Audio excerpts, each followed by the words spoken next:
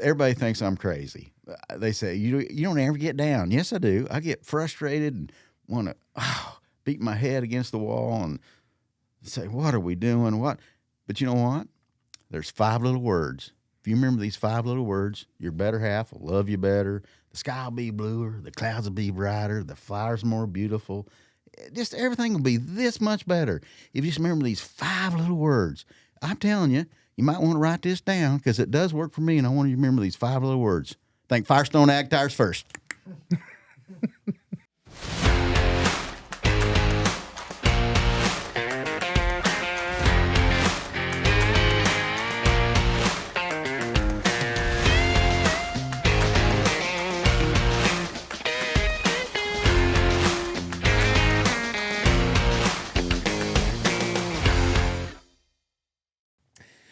All right, welcome back to episode 11 of In Our Wheelhouse podcast. I'm Allison Martin, and today we have the famous, not infamous, we have the famous Dusty from Firestone AG. Welcome, Dusty. The old country boy from Firestone AG. Old country boy from Firestone AG. I don't have that southern drawl. Yeah. Yeah, so you got to be the one to introduce yourself. So go ahead, introduce yourself. Tell us who you are for the people that don't know who you are. Well, I'm just an old country boy that made it to town, and so I was lucky there. Really, I'm the Firestone AG trainer for North America, and I do cover Australia. I've been there 3 times. So, I'm just out promoting saving fuel, to save fuel for the farmer, American farmer, and compaction. And why do we do that? Firestone AG cares about saving the farmer fuel. I guarantee it. And I don't, they do, but I guarantee you, old country boy does. You can take that to the bank.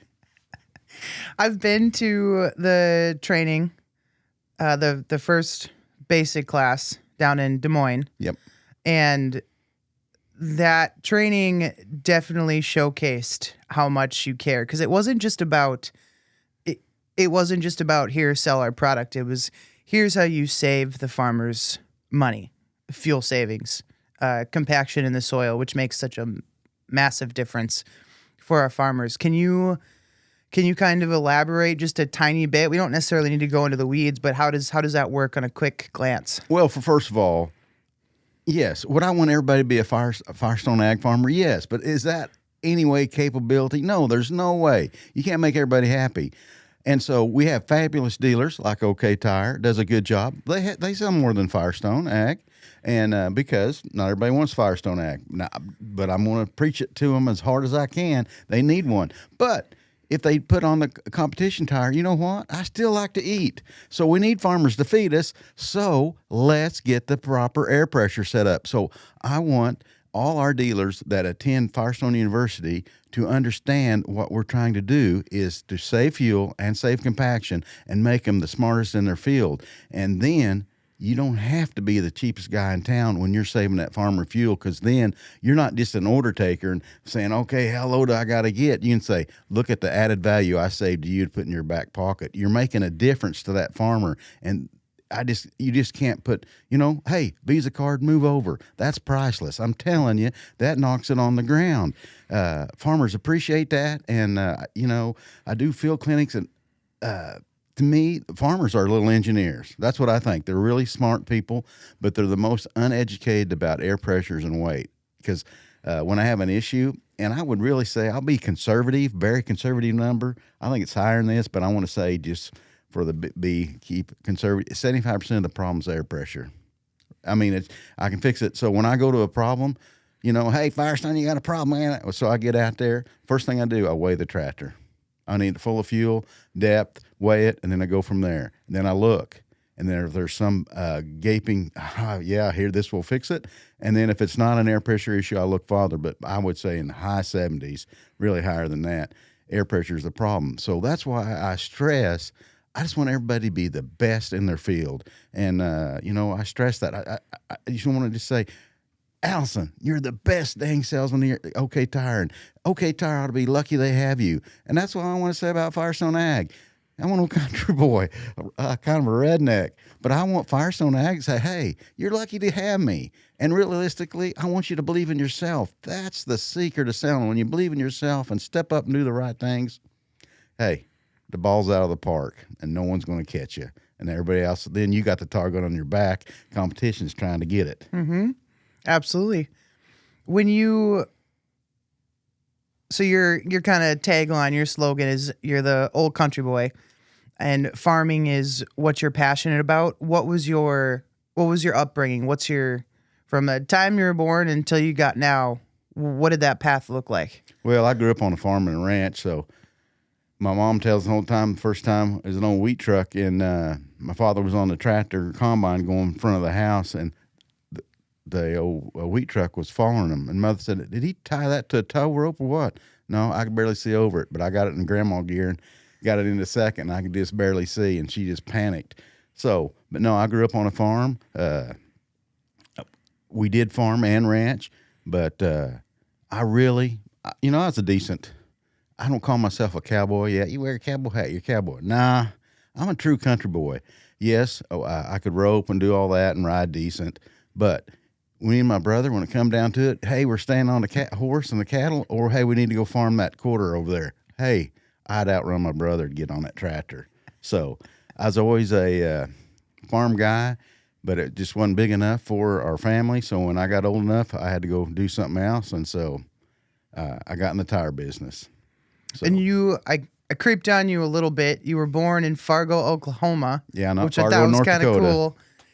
I had to double take that for a second. Like, wait, no, he's from Fargo? Oklahoma. Okay, all right. Fargo, town of 200. Small. Hey, I only had 7 in my graduating class. But you know what that means? I was in the top 10. That's right. So Not everybody can say that. Old country boy, pretty smart. So once you went to college. Yep. Where'd you go to college?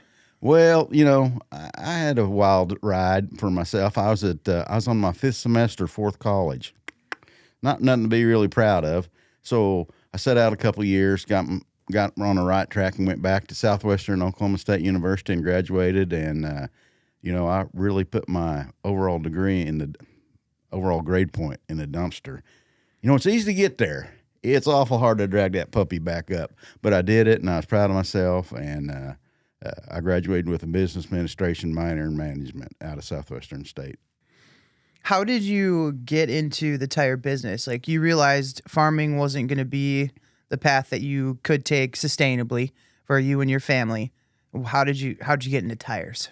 Well, I still on the farm, and so I started cash leasing some places and raising cows, and I was doing a little bit of farming. I had small equipment, nothing big at all, but I didn't have no cash flow.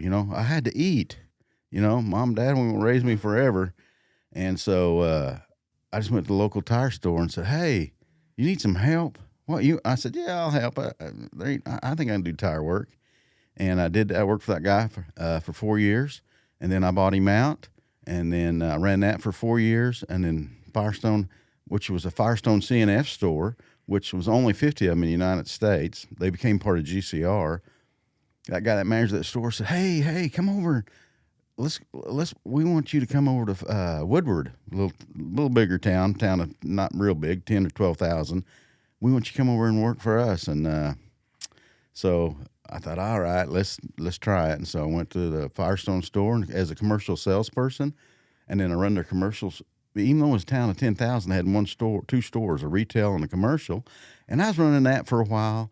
And next thing I knew, everybody, bam, 9 months, they needed a manager. Hell, when they say, "Who wants to be the manager?" I was the only one dumb enough to say, "Hey, I will. Come on over, big guy." And I did that for 7 years. That's where I got my gray hair. There you go. So I ran that for 7 years, and then I had an opportunity to, I wanted to move up. I thought, man, this is a good company. I kind of like Firestone, Bridgestone. And I said, I want to move up. So Pete Smillen, he was from up around in this part of the world, Minnesota, and he was my ag rep. And I said, hey, he looked old to me. I don't want to say. I said, "Hey, when are you going to retire?" "I got a long ways to go." Cried. So I thought, well, I can't be the rep, so I'll become a truck rep. And that's what I did. I went to the dark side for 6 years and did that. And old Pete Smillen, I just owe him I just owe him big time. And what he said, he emailed me, looked me up and said, "Hey, Dusty, I remember you won my job. I'm retiring. Do you want it?" Oh, it was like heaven opened the gate. Said, "Hey, well, you know what? I was doing well in the truck department. I mean, I don't think they wanted me to leave, but look at me. do you think I can sell truck tires? Yes, but do you think I can sell ag tires? Yes. So I applied somehow. I guess that my manager had a weak moment and hired me, and so that's when I became a rep for 12 years. And realistically, I did a decent job, but I think after 12 years, they thought, man, here's old Jamie Shepard. He's a talented person. Let's get Dusty and demote him to trainer. No, that was a joke, but to trainer. And so I became a trainer about 3 years ago. And so I'm on my 29th year with Bridgestone Firestone. So You mentioned it was while you were managing, and then you thought, was it before you went up to manager or after you were store manager, you thought, I really like this company? Well, I was always a Firestone fan. To me, yes, Bridgestone is the lead of the lead or whatever. It's the best of the best. And then where's Firestone rank? Well, it's a little simple thing. I call it wine and cheese. That's a sophisticated product. I mean, to me, so that's Bridgestone, the best of the best, wine and cheese. Well, what's Firestone? It's beer and pretzels. Now, that's a country boy way. So I just love Firestone. My favorite tires, the Firestone AG 23 degree, radial, deep tread. I don't think it's a step down, but it is. It's wine and cheese or beer and pretzels. Where do you sit? Are the pretzels, do they have ranch?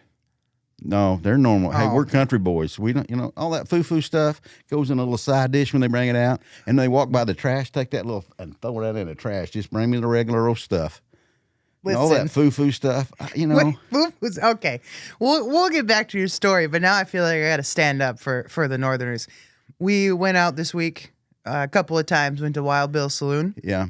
and you're talking about foo-foo stuff, but you asked for extra jalapenos, just raw, like a carrot, not cooked, not roasted, and then you ate them like a carrot. Well, no, I feel like that's a little foo-foo. My little side of ranch with the pretzels isn't that big of a deal. You're over here like a heathen, just eating all with the seeds. That's crazy. Jalapeno is a vegetable, so you eat them like a carrot. That's how you got to eat them, and don't get them pickled. That don't do you no good. Them pickle, come on, I'm sorry. Eat them like a carrot, munch on them. So, but that's a vegetable. I can call Mama and say, Mama, I ate my vegetables today. She's proud of me. So the foo-foo stuff is, salt and pepper is all you need. Everybody goes, oh, you got to do all this. Nah, I believe in smoking, but the wood makes the right wood for the right meat makes it. I don't need all that crap on my. That's fair. You can't overcomplicate it. I'm just an old basic country boy. I still wear cowboy cut jeans. I'm just an old. I don't even though I don't dress really like a country boy sometimes, but I am truly a rare breed, and I'm just an old country boy from the country. I swear to you. Yeah, at heart. Yeah. We'll get back to the journey. Sorry, there might be some side quest conversations. Okay. Sam loves to edit those. Well, I'm a job creator. I'm creating his job. I'll probably mess this up so much he'll go, oh, what'd you do? Security for at least 6 hours. Why would you invite Dusty Country? So. False. When we were talking about who's the next podcast person going to be, we knew that we had Firestone retail training this week. And then we also knew about the field clinic. And I think we were down in Des Moines, and I went to Sean and I said, hey, let's see if we can get Dusty on the podcast. He would be perfect. Well, I don't know about that, but, you had to pick the barrel up to get to, well, then you had to go find a shovel and dig to get to me. So I feel sorry for you, but hey, you did get me dug out. So you got here I'm in. You got to have a little bit more confidence. I feel like you're surrounded by too many people that when Dusty gets brought up, they go, oh, like you got to get out of HR's office every now and again. Well, my favorite chair's there, and it's got my name on it even. It's gold plated.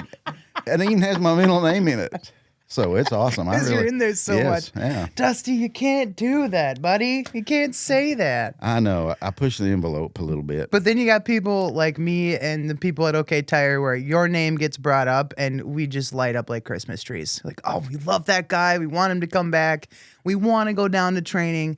And I would bet substantial amounts of money that I don't have that people around the country and even in Australia think the same way. Well, I appreciate that. I don't know how true that is, but I really, I really, really try hard to make people. Yes, I really push Firestone Ag in my class, but most of my class is not cramming our product down your throat, because I want you to do it the right way. There's a right way to sell an agriculture tire, and there's a wrong way. The wrong way is, what's the cheapest tire you got? You don't care about nothing on that farm. Let's set it up. What's he doing? How much is the load? Do we need a VF tire? Do we need a standard tire? Well, there's some areas that standard tire work, but most equipment nowadays is so heavy you need a VF tire. But ask question: is it a 3-point, 2-point, 1-point, a tongue draw, or a hitch pin? Down home in Oklahoma, we call it tongue. So not everybody knows that. But anyway, hitch pin. So that's that I just want everybody to do it the right way. I just can't stress that enough. When I do a class, I just said, you know what? Whether you believe in Firestone Ag after this, I do care. I want you to do that. But the main thing I want you to get out of this dang class is how to set a tractor up and save that farmer fuel. You've been in that class. How many times did I say that? And so realistically, yes, we go over a product, but I'd say 60% of that class is just about setting up and solving problems. Stubble's problem, roading, all this stuff that causes farmers issues. I want that to stop, and then I want my dealers to be the one that stops it. And we appreciate that. I think everyone appreciates that. Yeah. Especially the people that go, not even just go to the class, but the field clinics that you come and help, not help, but that you put on. And people just go, gosh, I didn't realize that I don't need all these suitcase weights on the front. I really just need to distribute the weight with proper air pressure better, and I'll be fine. People don't understand balancing. To me, that's lack of education, because I think the farmers are some of the smartest people on this earth, so it's a lack of education. Yes, you don't need all that weight sometimes, but sometimes you do. Sometimes you need more so you can steer it. You know, the new 8Rs, you look in the owner's manual, you can look so much out of you can have 55% of that weight of that gross tractor on the front 2 tires. Or the front 4 if it's got duals. That's the small tires that can't carry as much as the big ones. Only 42. Because why'd they do that? Because equipment is getting heavier and heavier and heavier, and when they raise that 3-point equipment up, you can't steer it down the road. So they got to make that tractor perform with more weight on the front axle, and so it's very important that they get it right. But also, if you don't need 22 suitcase weights on the front, that's 2,200 pounds that engine is pulling through the field that you don't need, and you take them off and save that fuel, and the tractor's going to perform better. But realistically, I'll be honest with you, I don't know if the farmer likes taking it off, because what's a tractor look like with 22 weights on it? Ah, man, we're mean. We're going to tear the world up. You take them off, what do you look like? I don't want to offend nobody with poodles, but a little old poodle puppy. Come on. So I'm just telling you, it's just lack of education. And so that's why I can't ever get to every farm. Realistically, I'd love Firestone to hire me and say, just drive and see all the farmers and just cover the whole U.S. But I can't. I wouldn't do any good. So the basic is get you educated. Our dealers, which OK Tire does an excellent job of getting out there and doing the right things. They've got scales. The secret, if you don't got scales, I don't know how you operate putting tires on.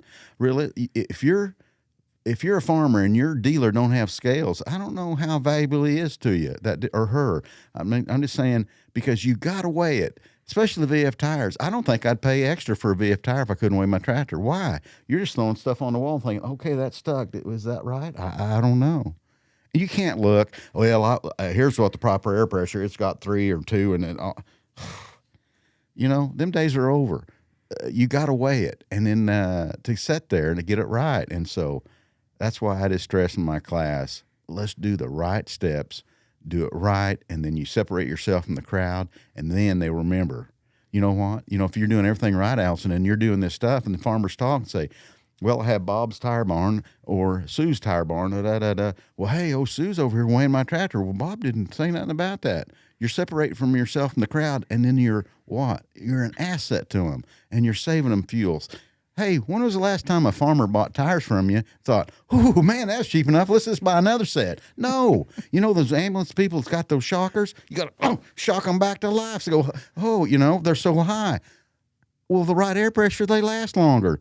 Anywhere, I don't want to get in trouble, but I guarantee you about 10, 20% depends on how far the air pressure is off. Let's just say 5. Let's say 2 to keep me out of hot water. 2% on tires that are so high, that's a long percent. So that's why it is stress. Do the right things to separate you from in the crowd.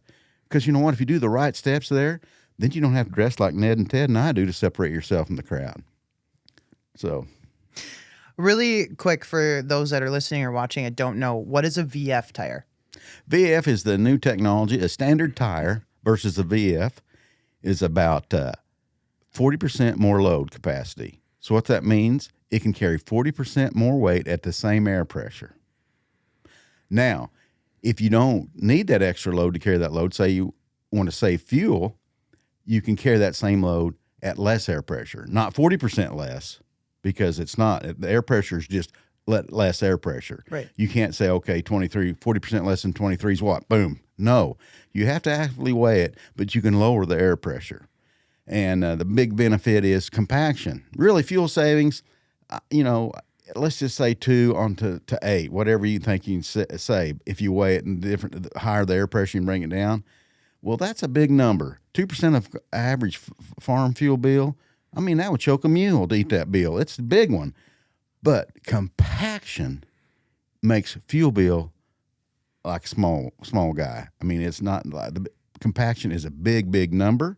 So what we're trying to get farmers down to is 15 PSI or less.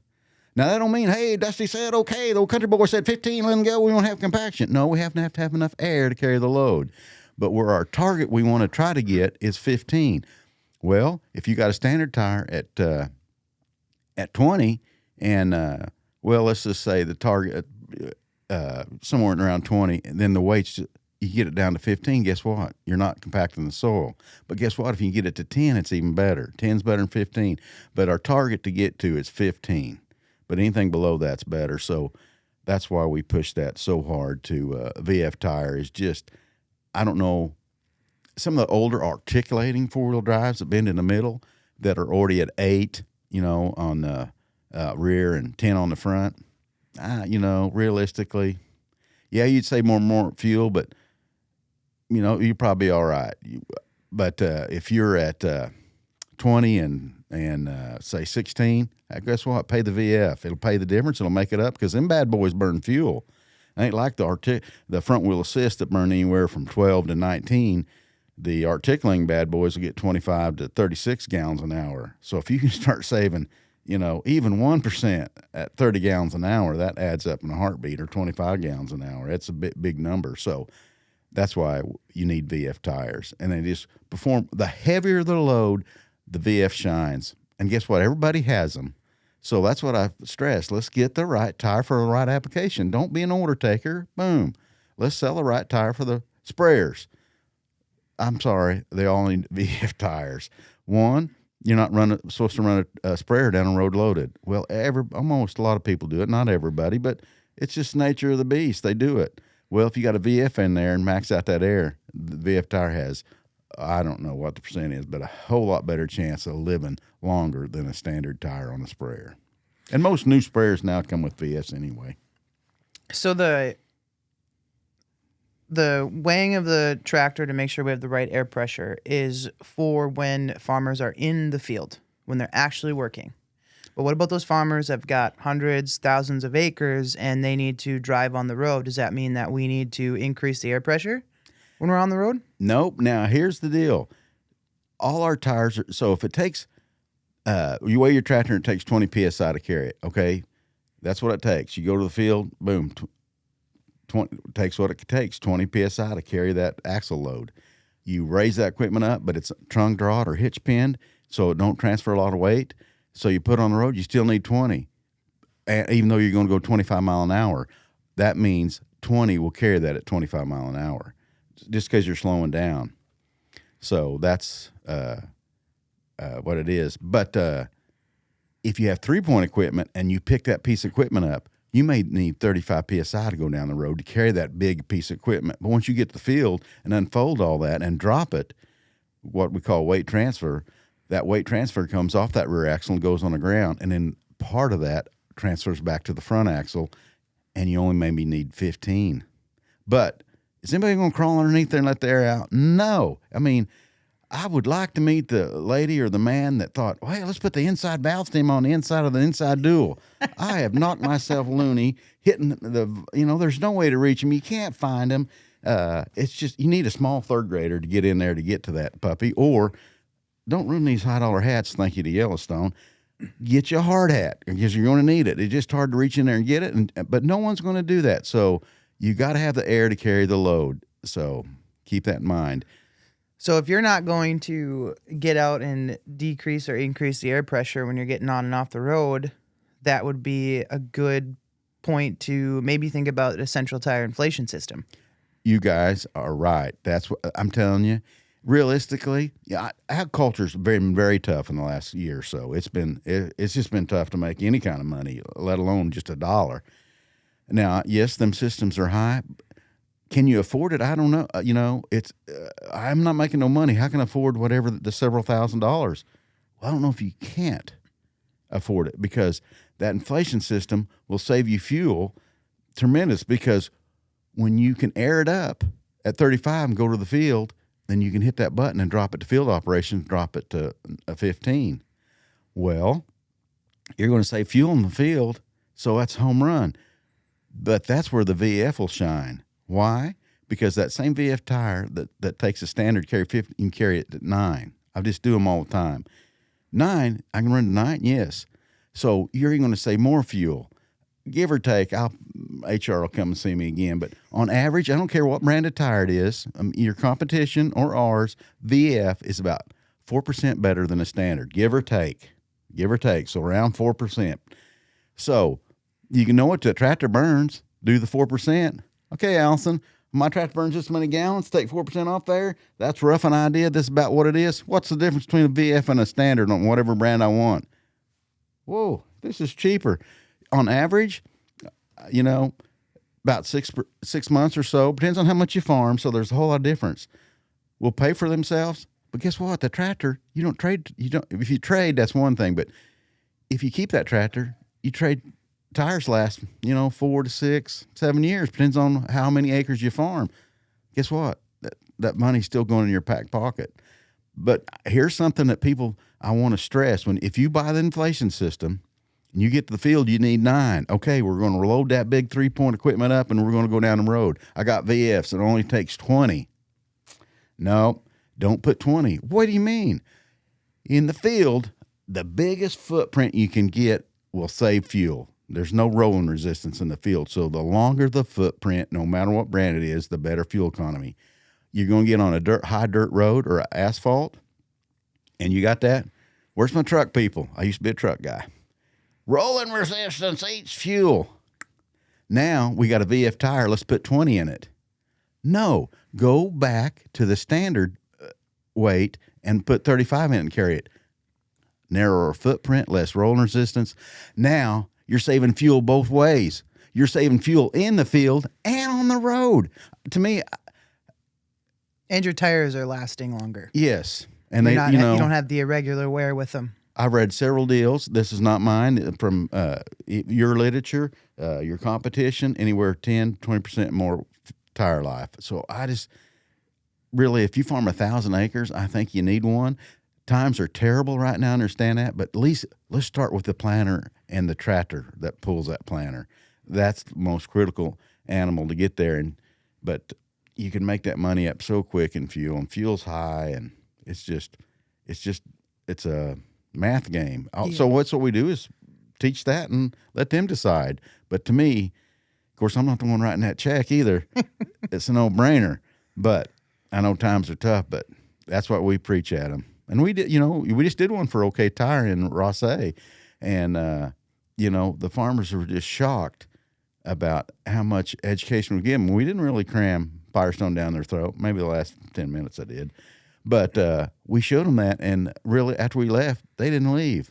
They kept asking questions. As a matter of fact, I said, "Hey, we need to hit the road. Let's pack up." But they was there, so they was interested in learning. So, are there parts of the country where maybe you have farmers that are more interested in what you're saying than other parts? No, I would. Most farmers are very concerned about fuel. That's something really simple to prove to them, because when I was a rep, before I got demoted to the trainer, I'd always carry a cardboard. I'd go cardboard dump, the dumpster dive and find me some cardboard, and I'd go out to the farmer and I'd weigh his tractor. Well, if you start weighing enough tractors, okay, there's what this is going to weigh, unless there's some weight that I don't know about. And so I know. And so when it was high, I'd say, okay, before we start, let's make a footprint. What? I just want to make a footprint. Drive over it. Then I said, weigh it, and I said, all right, can I let the air down? Yeah, let it down. Drive back over there. You hold them up. Hey, this is 6 inches, 5 inches bigger footprint. This saves fuel. That guy can look at that and say, yes, I can see that. That makes sense. So most farmers will buy into the VF tire. Matter of fact, we sold a set of VF tires at Rosse yesterday, and that's something they can see. They can physically look and see it. Wait, now I can say. Now there's all kinds of studies. Not me, not Firestone. Google it or whatever. DuckDuckGo, whatever. Look it up. Look at studies. 4 to 6% compaction savings. That's not me. That's not Firestone. That's just studies. Pick it. Well, if you just take 4%. That number is humongous compared to fuel. But how do I show that farmer? Right. I can't show him a footprint. Look, here's 6 inches bigger. Here's where you're going to save fuel. And so, I was always trying to sell a fuel inflation system. I sold a lot of VF tires in my life and as a rep, but I never could sell an inflation system. So, you guys are in the ball game, right? Getting an inflation system and going. But, I just think it's very, very critical to get that. And I think it's going to be the next home run, because we're going to get this economy turned around, and the farming industry is going to come back. And hopefully all those people who have been to our classes will start buying or start at least looking at them. Right. Being a little bit smarter about what they can save. And anybody at the gas pump, I don't want to say they're smarter. They're more educated. More educated. Because to me, they're not stupid and they're not dumb. It's just a lack of education. Right. I mean, how do you know something you didn't learn it? You don't know what you don't know. That's right. I mean, so. I get it. Going back to what we were talking about with kind of your journey in getting here, I don't remember if you answered, what was it that you enjoyed about Firestone, as far as why did you want to continue working with them? Why did you feel drawn to that company? Well, I really do like their product, but to me, it's the people. Realistically, yes, I'm supposedly the national sales trainer, manager, whatever. But yes, and I have a boss, Richard Plant, super nice guy. But you know what? I don't work for him. Yes, I do. I mean, I have to answer him. Why'd you expend that much money? All that good stuff. But who do I really work for? I really truly work for the farmer. But who do I really truly help out? And I tell them all the time is our top 10 RSMs, regional sales managers. I truly work for them to make them better, to do the right things. Like Brian Meyer, your rep, was at RSA doing the field clinic, doing the right things. So that's who I work for, really, truly. Not the president of ag or the the overall sales, national sales manager, any of them. I work for them 10 RSMs. That's who I represent and try to get them. So I tell them all the time, guys, come and let me help. Oh, Dusty, you're busy. No, you're the organ grinder, Brian. I'm the goddamn monkey. I'm the entertainment. I work for you. Get over that. And so that's where we're at on that deal. But anyway, that's what I really, truly do. I try to make my 10 RSMs the leaders in the field. I know we're not supposed to use that name no more, but that's what I want them to be, the best that they can be, and I want them to do it the right way. What did you enjoy about being an RSM? Oh, calling the farmers. They're Yeah? not better than that. Realistically, Firestone AG come and say, "Hey, Dust, we're going to let you go out the way you want to. How many years left I got? What do you want to do? Give me a pickup, some set of scales, all the tools I need, and let me go." I just love calling on farmers. To me, it's kind of bad thing to say, but if there was a problem, my problem was I had Texas, Oklahoma, Arkansas, and Louisiana. Think about that. I mean, Texas is a big state. Oklahoma's not small, and I got Arkansas and Louisiana. I couldn't be there quick enough. I love to be there to solve a problem, especially, It was easier when it wasn't my product. They'd say, I got a problem. Hey, I'll come fix it. Oh, you won't either. Wait, no, I know a little bit about tractors. I'm not the smartest guy in agriculture, but I do know how to fix some stuff. No, you won't. What do you mean? Come on. Give me a shot to fail. No, it ain't your product. I don't care. What? You're going to fix my... I said, no, I'll come fix it. You're kidding me. Then when I got out there and it wasn't the tires issue, they would say, oh, okay. But when it was my product, sometimes it's a little harder to convince them, oh, you're just saying that. No, that I'm not lying. But when you're fixing another tires product, they go, you had a chance to throw the competition under the bus and you didn't. No, I'm never going to. I want to beat my competition honestly and perfectly. And so that's what I always tell everybody, on these front end loaders on these tractors, we need to get max air pressure because the front end loaders can pick up more weight. And I said, air up my competition tires. I don't want to win one wheel position due to lack of right air pressure or something that could have been done to solve that problem. So that's why I do what I do. But I just love calling on farmers. I think they're cool. They're, the salt of the earth. They're the breadwinners. They feed us. I just relate to them, I used to chew. I know it, but I can take a wad of chew and spit with them best I can, even though I don't like it no more. But I quit it. But I would love to go out that way, but I can't. Do you have any memories that stick out from your time doing that? Yeah, I had a farmer. I guess I won't say his name. We really became real good friends. I even went and watched him do a few tractor pulls. He bought a new tractor. I won't say with a brand, and they couldn't get it to quit power hopping. And he even bought the new 82 tires, brand new tractor. He couldn't sit in it. That was a $500,000 tractor, and the guy couldn't drive it. And he said, so finally they got me and said, hey, this guy's having problems. So I called him. I said, okay, hey, well, it's just an air pressure. It's power hopping. I can get it fixed with power hop. No, you can't. I said, yeah. He goes, no, we've adjusted air pressures, me and the OE dealer. We can't. And I go, what's the front axle weigh? I don't know. What's that got to do with it?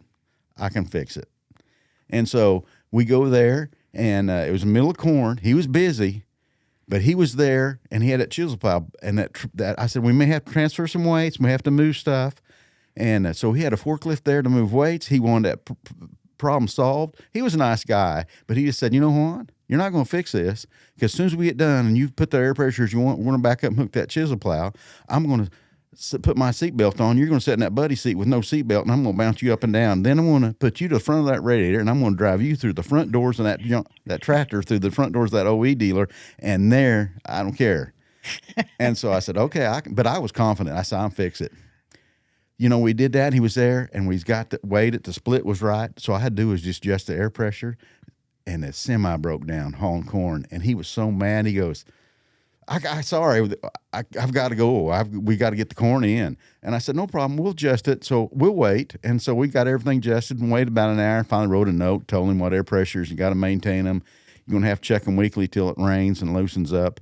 But here's the minimum you need to run on both side axles and stop it. But before that, I said, I can fix it. I said, I'll bet you a steak dinner. Really? I said, yeah.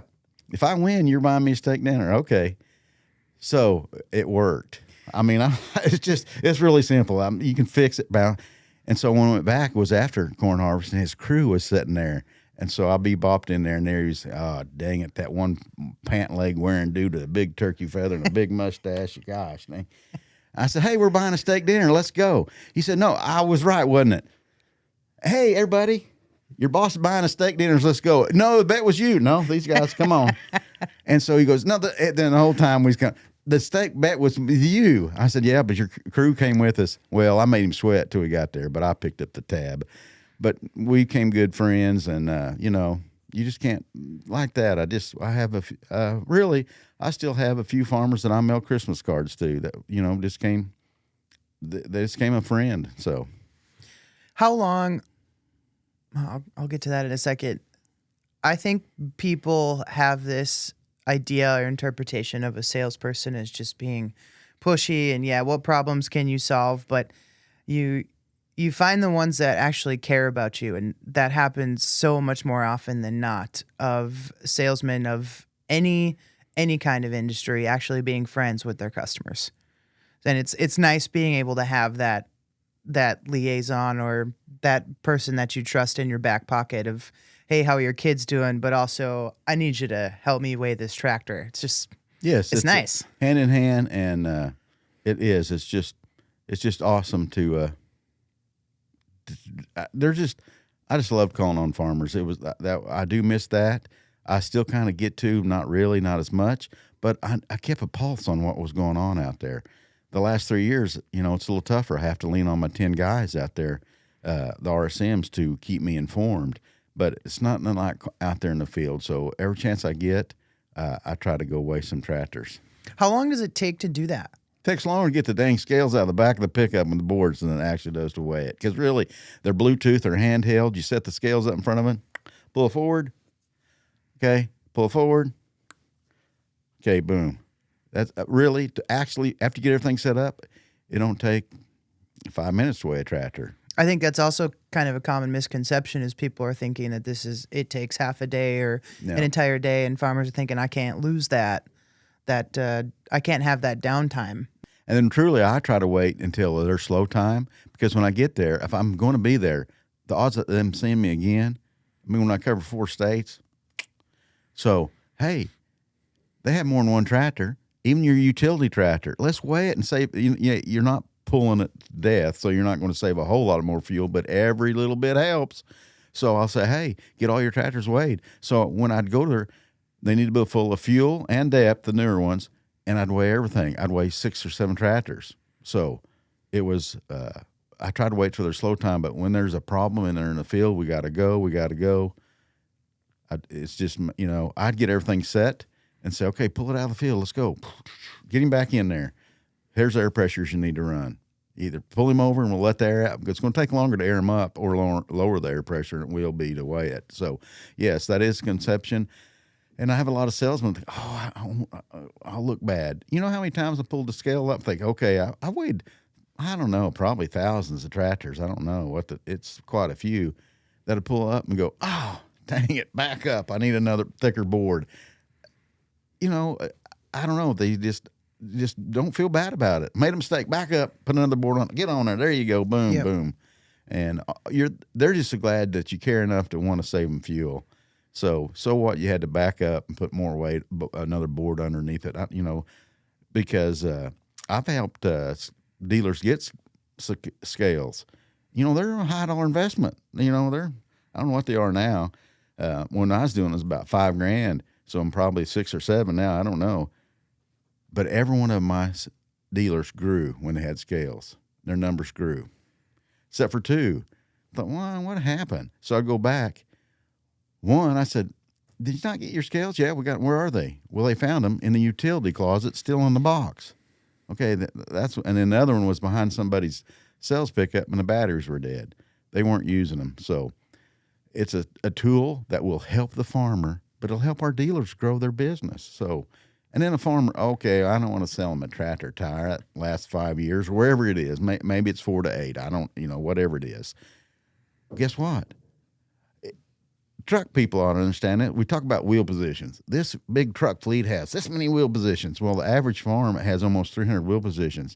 No, you're going to sell them a tractor tire however long that wants, but they got what? Pickups, Suburbans, cars, 4-wheelers, skidder tires, semis. They have, they got from the little wheelbarrow tire to the great big OTR tire. They've got it all. So realistically, start talking about wheel positions. A farmer's not a bad guy to have it. And then once you treat them right and do stuff, he's going to keep coming back. And somebody else calls on them, you know what? Allison, you take care of me. I've saved fuel. You better have a nice day. Right. So they're loyal to you. And they'll be loyal to you until you do something wrong. And so long as you're doing the right thing, they're your customer for life. Right. You mentioned that if you've got over 1,000 acres, a central tire inflation system would be a good idea. Mm-hmm. What kind of farms is it a good idea to weigh a tractor? Like small hobby farms? Is that something? Well, a small hobby farm, you don't have the dollars that 10 or 20,000 acre, but you know what? You still have a profit and loss. And so if your air pressure is high and it's burning fuel and it's compacting the soil, if we could weigh and get it right, just pick a number. Say, anywhere from 1% to 10, even 1%. Even if you're a very small farmer that's just raising vegetables, well, guess what? If I can say 1%, where's that 1% going? In your back pocket. Mm-hmm. So realistically, I didn't care how small you were or how big you were. I treated everybody equal, and I weighed their tractor. It just didn't bother me. Well, did I see that guy's got? He's got a little small tractor, and it's an old one. It don't matter. I'm gonna weigh it and set it up. Same fuel, especially got a radial. Radial. That's a secret to fuel savings. Is a radial set up right. I just preach. Okay, we need ballast tractors. Not everybody wants to do that. They're not going to take weights. They're not going to move it. Fine. At least do the bare minimum. I just preach at that. Let's weigh your tractor. I'm not going to check them weekly. I'm going to check them twice a year. Okay, so you check his tractor and it's 16 and 20. Guess what? Put 20 and 24. Add 4 PSI, and then you can check them twice a year. But we're set. So we're doing the best we can with the operation that we have. And so I just stress. Get your piece of equipment weighed. No matter if you want to check them weekly, add 4 to it. At least we're getting the right the right air pressure for that tire, so we won't have tire failures, and it'll perform the best as it can. Will it perform better if you check them weekly? Yes. Would it even perform better with an inflation system? Yeah, amen. Can I get an amen on that? You bet you can. So that's the best. The very best is an inflation system running it at the VF technology with a low air pressure, and on the road at the standard air pressure. Same both ways. But if nobody wants to do that and times are tough, let's do the basic, add 4, weigh it, and go. That's some meet in the middle, whatever you can do. But pick one of those best. Pick something in the middle, but just sitting there going, well, there's 2 bars on that side. That looks good. Them days are over. So going out meeting with the farmers, that was what your favorite thing was? That's what you want to go out doing? Maybe if we say it a few more times, we can get corporate Firestone to keep that little nugget in their back pocket for you. Yeah, but realistically, it's I agree. If I kind of make. I even call myself a corporate maggot. I mean, we're corporate maggots. We're getting up so high. I used to make fun of them when I was a salesman. Corporate maggot, don't know. We all do.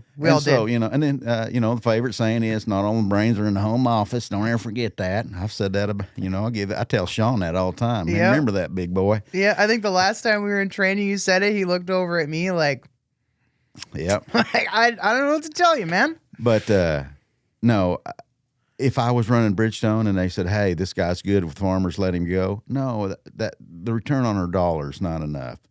That person, he or she is very talented at getting dealers educated. Our best buck for our bang for our buck is get him in front of our dealers. And so that leads to fuel saving clinics and Firestone universities, which OK Tire does a real good job. They always have somebody in my classes at Des Moines. And we did 1 day Firestone use, up there with you. We did fuel savings clinics all over in your area. So, no, education is the secret of selling tires. Because I guarantee you, realistically, I used to say, I always tried to get the best service people because I thought the best service in the world will kick anybody to the curb. You know what?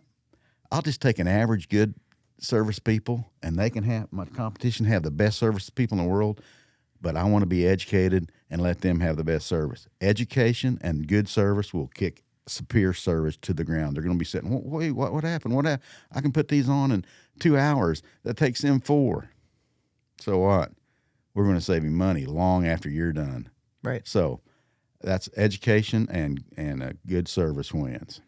What do you enjoy about being the national sales trainer? Well, I guess I don't know. Maybe it's kind of a ego deal. I don't know what you'd call it, but talking in front of people, a certain amount of people would soon die to get in front of a group of people. Mm-hmm. I mean, really, they fear death.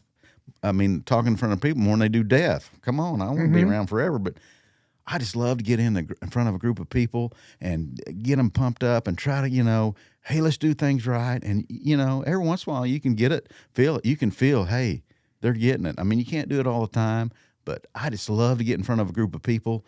To me, education, remember old high school days and the college days?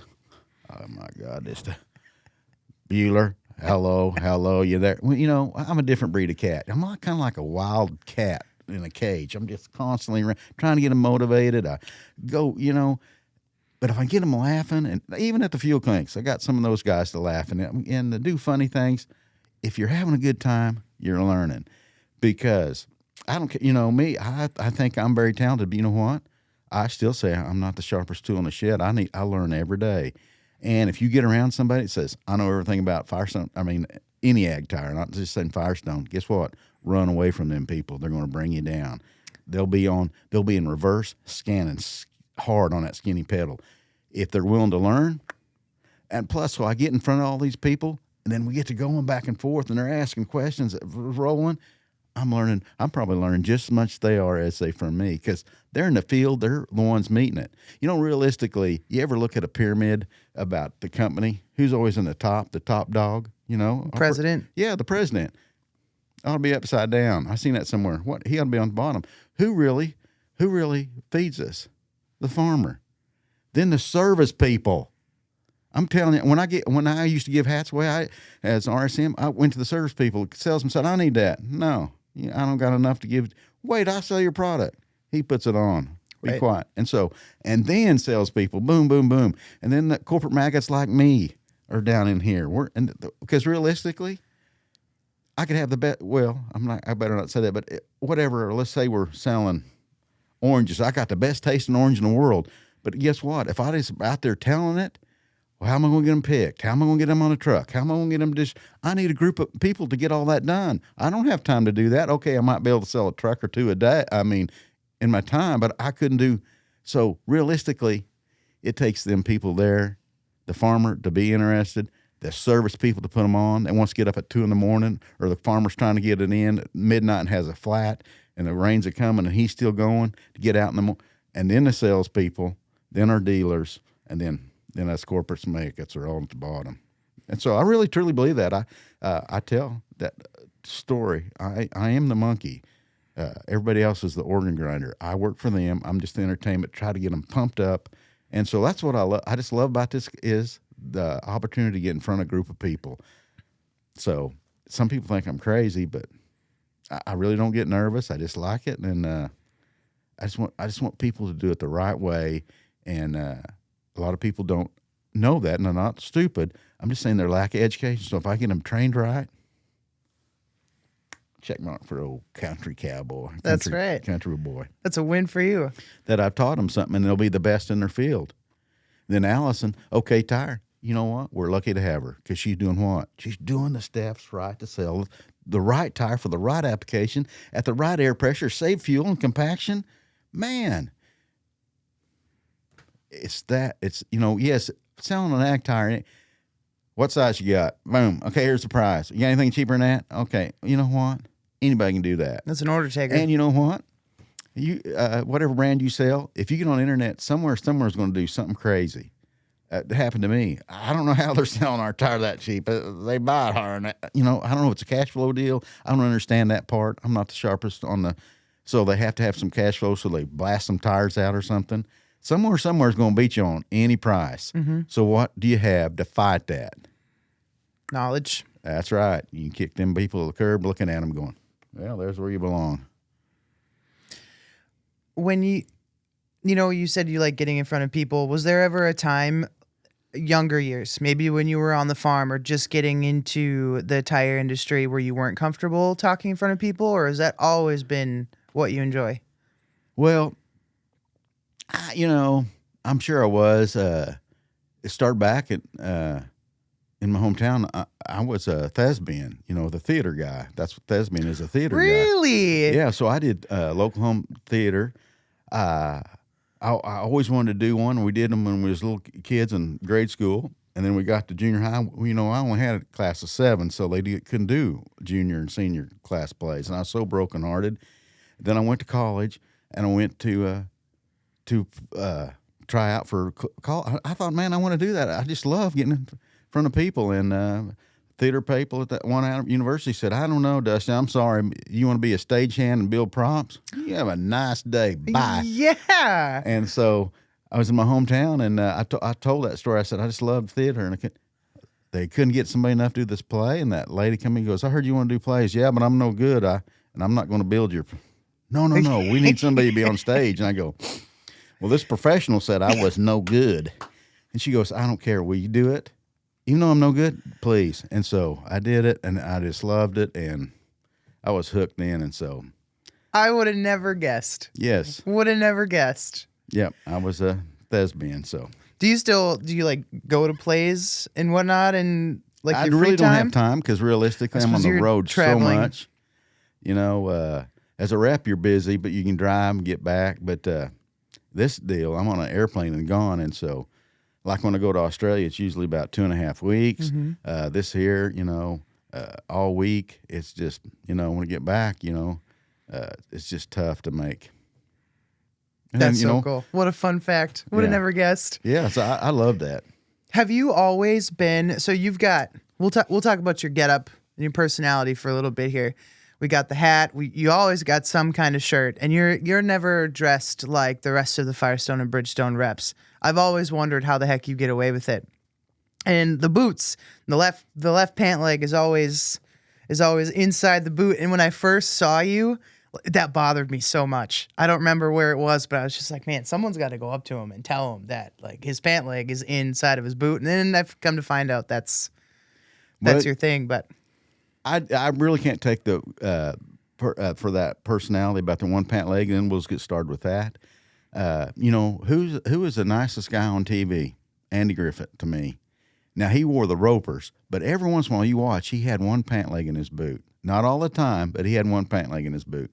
And then I will give credit to my dad. He was a high school principal. I grew up in a small town, but the high school principal being your father. Yeah, I got through in a few lockers in my lifetime. You'd fight forever. Eventually I learned out, you know what, just get in a locker and shut the door. Well, that wasn't no fun. They quit that. But anyway, back to the deal. He wore a suit, and he put one pant leg in his boot. And I thought, everybody thought that was funny and laughed at him. I thought, So I was in the truck division, and I got in the Metroplex where everybody has business cards, and I believe in them. Don't get me wrong, but you go to those fleet guys, they got 15 to 25 business cards. Well, they're going to remember me. And, I didn't have the big mustache then, and I didn't, I thought, how can I separate myself from the crowd? And then I remember my dad, so I thought, I'm going to put one pant leg in my boot. Now, you need to do things right, because if you fail miserably, they're going to remember you. for the wrong reasons. Yes, right. But if you do it right, then I started learning, and then the salesman come to me, and they call me, laugh, and say, hey, I need you to come over and help that fleet. I said, okay. He'd laugh, say, you know what, why I want you? Well, why? What? Oh, I thought you thought I was good. I don't know. Why do you want me? That fleet guy said, hey, that guy with the one pant leg in his boot, get that guy and come back and fix my problem. And so I thought, hey, there you go. that It worked. does work. And so I'll never forget the patent leathered. It was shiny. I put Windex on them. Tennis shoes, they shined. I mean, you almost see your reflection. I bought those. Yeah, my wife almost killed me. But anyway, I put them on, and I'd Windex them, and I'd go run them carrying. And I always wore, blue jeans. I never was a Docker fan. And but the truck, I did wear the Docker shirt. I mean, whatever, with the logo. But, I'm out there on the truck fleet doing it. I'm not going to get my Dockers. I just don't country boy. And so it just blown my mind. This one fleet guy was really tough. We couldn't nobody win him. And they said, I wasn't a country boy then. They said, give it to Dusty. He got, all the headaches I got. Jake the Snake, all them people that were terrible. I took over in that one. And so I tried to do nice. I won't say no names. And I thought, So I got a big shirt, red, that says Firestone on the side. And it's white. And then I put the dangest blue jeans I had on and those patent leathered red shiny shoes. And I walked in there. And the old boy looked up from that desk. He goes, oh, my God, I'm calling your boss. Started down that deal. And then he just laughed and hung that up. And he goes, you're crazy, man. Sit down. What do we got? I won that guy over, Jake the Snake. Ended up with a national account, signed up. He was really tough. But, he just said, He said, you reps, all you're here is to blank me, the bad word. And so I wasn't getting nowhere, getting beaten out. And I didn't say the other bad word, but I said something to relate. And I said, he goes, what are you doing here again? I said, I'm here to blank you. Hey, come on in. And so I won that guy over. So, every job I ever had, here's a square box. If you want your rep or your salesman be in that box, see you. Have a nice day. I'm down here because I'm telling you, I'm not going to be close to that box. I'm going to be out here. I want to think different. The deal is you got to think of change. Nobody likes change. Do I like change? No. If I can get my deal smooth and comfortable, but I got to keep thinking. I've got to change it. Do you like? I just don't. God, I'm doing it so well. Why do I want to change it? Doing the same thing over and over. There's some saying and expect a different outcome. Mm-hmm. You're the craziest person that ever lived. Mm-hmm. You've got to keep changing. So I did the pant leg. And then when the ag division hired me, I thought, what can I'm going to get my cowboy hat. I'm dealing with farmers. I always had a cowboy hat, but I didn't wear it on the truck division. And I thought, well, I ain't taking my turkey feather out. I've always had a turkey feather. So I kept my turkey feather in. And then I just had a regular mustache. I didn't have the Fu Manchu. And I thought, I'm going to grow that mustache out. And they said, why? Because, I speak a lot of bull crud. That's fertilizing. It makes it grow. And so that's what I tell everybody. And so and everybody goes, why do you dress the way you do? Well, I blend in so easy, it's hard to remember me. They just look at you like, what? And then I was an old country boy, and I thought, man, yes, them Docker shirts, Firestone AG, what? I don't like them, So I thought, I found these Hawaiian Western shirts. Oh, cowboys riding the bronc and bull, all kinds of Western scenes. I probably got 40 of them. They're pretty nice.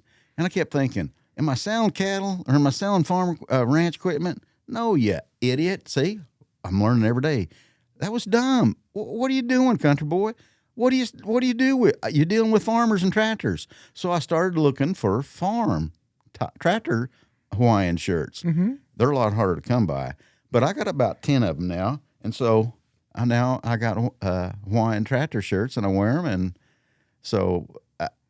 But yeah, I'm a long ways from dressing as I think corporate maybe just tolerates it. I was going to ask, how do you get away with it? Well, everybody they go to the corporate Nashville. There's nothing wrong with it. They're nice people, but everybody's, man, they're sharp dressed. Mm-hmm. Old country boy come to town. I thought, well, you know what? I'm doing what I do, and I do this in the field. I thought, well, I've been in HR's office before. What's another time being in HR's office? So I just went there. No one ever said nothing. They just looked at me. Matter of fact, we was going up the elevator last time I was there, and I hollered, hey, there's old country boy. I don't know. I turned around. There's so many people couldn't tell. I said, yeah, hi, everybody. So, but no, I want to me, as I'm telling my dealers, you don't have to be exotic, different to separate yourself from the crowd. To do the right things, you do the steps. You're separating yourself from the crowd. But my competition also does that. So I want to separate myself from the competition. They're not going to say, well, does that rep, that guy, does he work for this brand or this brand or this brand? Oh, no, we want that old boy, the old country boy. And so, yeah, I was even with my competition. I give them a hard time. To me, they're just friends. I tell them all, why should somebody hate one another? We're just people that couldn't get a good job, so we became dang trainers. Come on, get over yourself. But I was with the competition. I feel that one on a personal level. I was giving him heck, and I told those guys, I said, you know what? You're the luckiest people on earth. And the salesman in the competition look at him, why? And go, look at your trainer. Gosh dang, nice, sharp-dressed, Docker, shiny shoes. You know what? Could be worse. You could have me. Keep that in mind. Have a nice day. So I don't know. You got to make fun of yourself. If you want to dish it out, you better be able to take it. And but realistically, if you can make fun of yourself and stand up there and get them to laughing and get to doing, they're learning and they're getting it done right. And do people make fun of me? Yeah. I'm at airports. Sir. Yeah. What? Your pant leg, huh? Your pant leg. Oh, yeah. Thank you. That fell out. That other one fell. I'll have to put it back in. Thank you.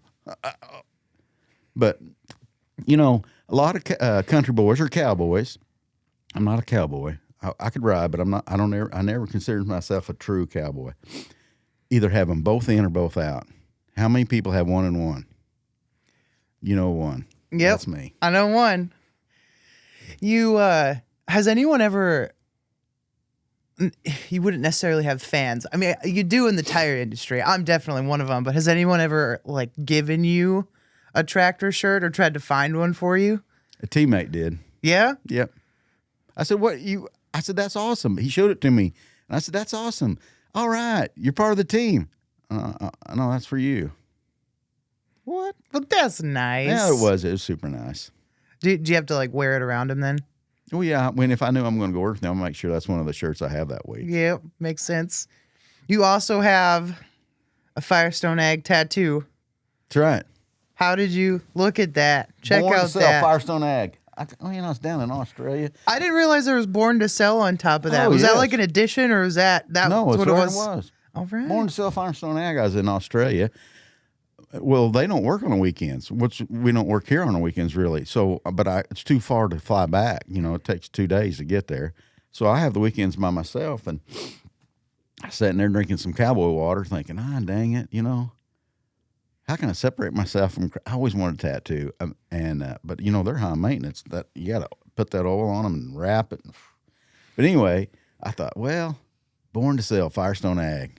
I got to have that. That'll be something in the class I can show them. Boom. Yeah.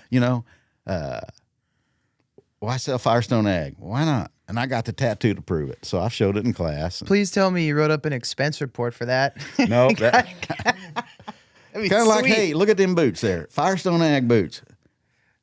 Yeah. I wish I'd expense them bad boys. Dang. But nope, they didn't. I bought it. And, my wife's sewing machine stitched that in there. It looks good. And, got that tattooed in while I was in Australia down there. So, no, that's my money and my money. Now, I got 3 different pair. When I first bought my first pair, I went in there, I ordered them. It was a good story, I guess. And I said, hey, the lady, I said, I can't buy any boots just off the shelf. Why not, sir? Well, I blend in so easy. I got to have a pair that kind of sticks out. Okay. She goes, what color would you love? I said, well, I'd love full-quilled ostrich, but I know you don't have it, but red. And she didn't blink an eye. I said, okay, no, not light red. I want red. Okay, red? You have red? Yeah, not. She goes, yeah, no problem. She didn't blink. I go, okay, how tall, what color you want the top of the boot? I said, white. White? You want a white top with a red bottom? Yeah. She thought that was weird, and she goes, what? I said, yeah, I work Firestone, red and white. I'll be darn. And she goes, okay. She's going. And I told her, I bought them. There was the first company that I had made for me. And I said, if these were good, I'll see about them. I said, I may be back. And so I come back, had to make them. When I came back, pick them up, put them on. She goes, put them on, put them on. So I put them on. I said, all right, hey, yeah, I'll wear them out. Well, hey, you going to order another pair? Wait, I don't know who this is. I got to wear these a while. Yeah. And so that guy's the first pair I had. And I said, but what's your name? Write it down so I'll make sure I come back buy from you. And you dealt with me. And so sure enough, I showed back. I called, said, hey, is what's her name working this week sometime? I go, yep, okay. She'll be there Wednesday? Yep, all right. So I went by there and I said, all right. I said, you see this boot? You want another pair just like that? No, reverse it. What? Reverse it. What are you doing? Put white on the bottom and red on the top. I couldn't be more clear. And she goes, oh my God, you are different. And then I do a lot of these fuel saving clinics with who? The number one I do, probably 90% or 95% of them are with a John Deere. So I got a green top boot with a really light colored calves on the bottom. So I have 3 pair. There you go. Yeah. Do you, you mentioned your wife, Jamie is her name? No. Kelly. Kelly. I'm so sorry. I'm sorry, Kelly. Don't be mad. No. Well, hey, watch it. She's the meanest woman in Texas. But, she is married to me, so she's probably a little mean. I was going to say, is she like an old country gal? You guys. Oh, yeah. Yep.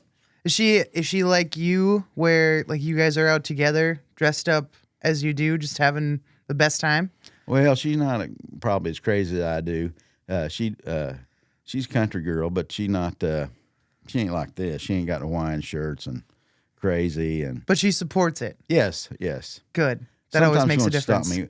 Every once in a while, I always check out the barrel racer people that they got a red cowboy hat, but they don't got no big sizes. I always try to see if that fits. You're not buying that. She's drawing that line. But I thought I'd have to wear that red cowboy hat in a hat container and carry it up to Des Moines and then put it in Des Moines. When then I went to train, I'd just switch them out in front of everybody.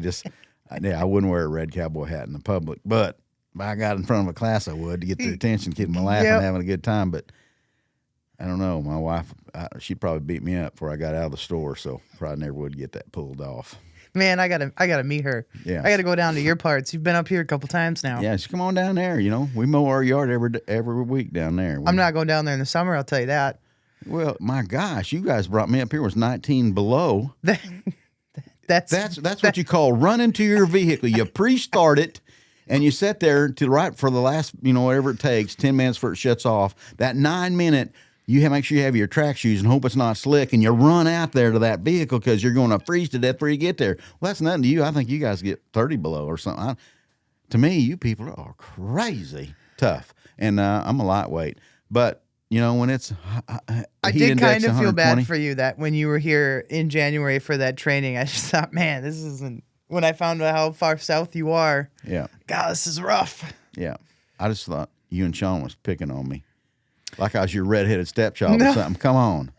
I think that was my first time meeting you, so that would have been all Sean. Oh, okay, good. We'll blame him. We are an egg-centric business. Yes, we sell passenger and light truck tires and semi-tires and whatnot, but we are heavy in egg. So we try to be mindful of the salespeople with the farmers. We know when they're busy, when the farmers are busy, our salespeople need to be at the ready and available to them. So we try to do a lot of our training in the wintertime. That's right. And you know what? And I'd gladly come up here at 40 below and do a training. Oh. So, yes, we need to do it when the farmer's the slowest and your salesmen are slowest. I need to know the slowest time, and that's really why I am super busy from January all the way till about the end of April. Then it starts tipping off. But this May, I'm fully booked. So, of course, that's good. I'm going to Australia the last 2.5 weeks of that month. So you do over there the same things that you do over here in North America? That's correct. This might be a dumb question, but not that I'm not dumb. I'm uneducated. That's why I'm asking. Yeah. What kind of crops do they have in Australia? Just like us. Same thing? Corn, wheat, cotton. It's just like, Australia's about the same size as the United States, except for the big middle is the outback where they can, they only live on the outer edge. The center is for the crazy brave. Okay. Because out of the top 10 animals that kills you, that can actually inflict pain and kill you, Australia has 14 of them. So, I mean, really, it only lives on the outer side, and but they grow everything we do everything like we do. They might have bigger fields. I know you up here in North Dakota and some of them in Montana, they have the great big fields, but they got monster fields out there. Here we know everybody that's hit a deer, right? Somebody knows somebody, or you hit one yourself. Mm-hmm. Over there, everybody knows somebody that hit a kangaroo, or they hit a kangaroo. So they're just like the deer here. They drive on the wrong side of the road, and they cut all the words off. They cut the last part off, It was just. But what do you mean? Like breakfast? Yeah. You want breakfast? What? Oh. I went to a restaurant, and I said, what? I was like, what? And so the salesman come in with me and goes, she's asking if you want breakfast. Yeah, breakfast. I said, yeah, okay. And then, I got the redneck slang. So, but realistically, they're best. Yeah, it's just like us, good group of people just trying to make it. And so that's all I'm doing there is teaching them how to save fuel and compaction. How did you, I know I asked you this last night, but the listeners weren't with us last night. How did you get North America and then Australia? It just seems like a random pairing. That was kind of a weird deal. Realistically, United States, my card says United States and Canada. That's where my RSMs, that's who I actually work for is the 10 RSMs. That's what they, we have the one, Jared Nakata. So, yeah, Jared, I do know how to pronounce your name. He's governor of Canada, governor of the RSMs in Canada. Then we have the other 9 here in the States. But, so I really there. And then they needed help in Mexico. And so I went down there, and that was a interesting deal because the barrier, I don't speak Spanish. Yes, I'm 10 miles from the border, but I don't speak Spanish. But they had headsets. Everybody put a headset on. And so I spoke just like I do, and then somebody was talking to that in Spanish into the customer, the dealers. And then when they would stop and raise their hand, I'd say yes. They would say it to me in Spanish, but I hear in my headset I was hearing English. They had a person redoing it, so and it was instantaneously. So it was just really talking. That blew my mind. And so we did a fuel savings clinic down there, just like we do here. And except for Mexico, the big operations, yeah, but on the average farm down there, I'd say they were still 50 to 70%. I don't know what that, but they were high still bias.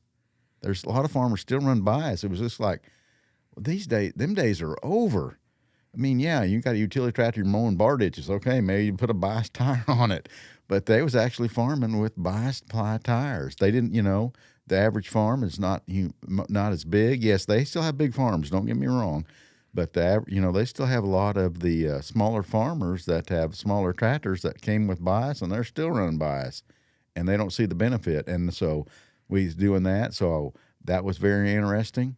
And then Australia have just fallen off the map, and they said, "Hey, country boy, you want to go to Australia?" Why, who wouldn't want to? Come on. Well, that airplane ride, I don't know. But anyway, I decided, yeah, I'll go down there. And so I went down there, and this will be my third time down there. And so all they're needing is knowledge and education. And so somebody, thank God, in Bridgestone and corporate America thought, well, that country boy can go teach, get him over there. So I get on my plane and fly. You're only going there for 2.5 weeks, and you've done it, you said 3 times in 3 years? Yep. So do you just have a new group every day, like turning and different burning? areas, so different parts, because you can't cover it's like covering the United States, Texas to Florida up to Maine. Yeah, how do you do just that? do certain segments, around Melbourne, Adelaide. You get them trained up, then you go over to Perth, and my gosh, you go to a city, Perth, but it ain't like you go to Fargo here and we go out in a little ways. They'll go 400 kilometers, whatever they do. They do the metric system. Oh my gosh! Don't everybody come to town here? You better get it. Oh, we forgot milk. Guess what? We're going to live without milk. They're way out there, and but they got. I don't remember when the first time I went and stayed at a motel. It reminded me of bunkhouse. It didn't have a doorknob on it. It had a key you stuck in and unlocked the bolt and pulled in. And it was one little small room with a bathroom, and that's it. It was a bunk. They don't have Holiday Inn or Hampton Inn or whatever all these Fairfield Inns. There is a lot of them's got a bar down below, and the rooms are upstairs, and it's just to me, some of those just bunk. But I loved it. It was a nice deal. Most of them were cabins, but really they were the best people. I got a couple of them dealers that I got so close with, and I was only there a couple, the ones that I come to long enough that I did a field clinic. So we got there the day before to set up, and then to feed the field clinic. So we came close enough friends. I mailed Christmas cards to them too.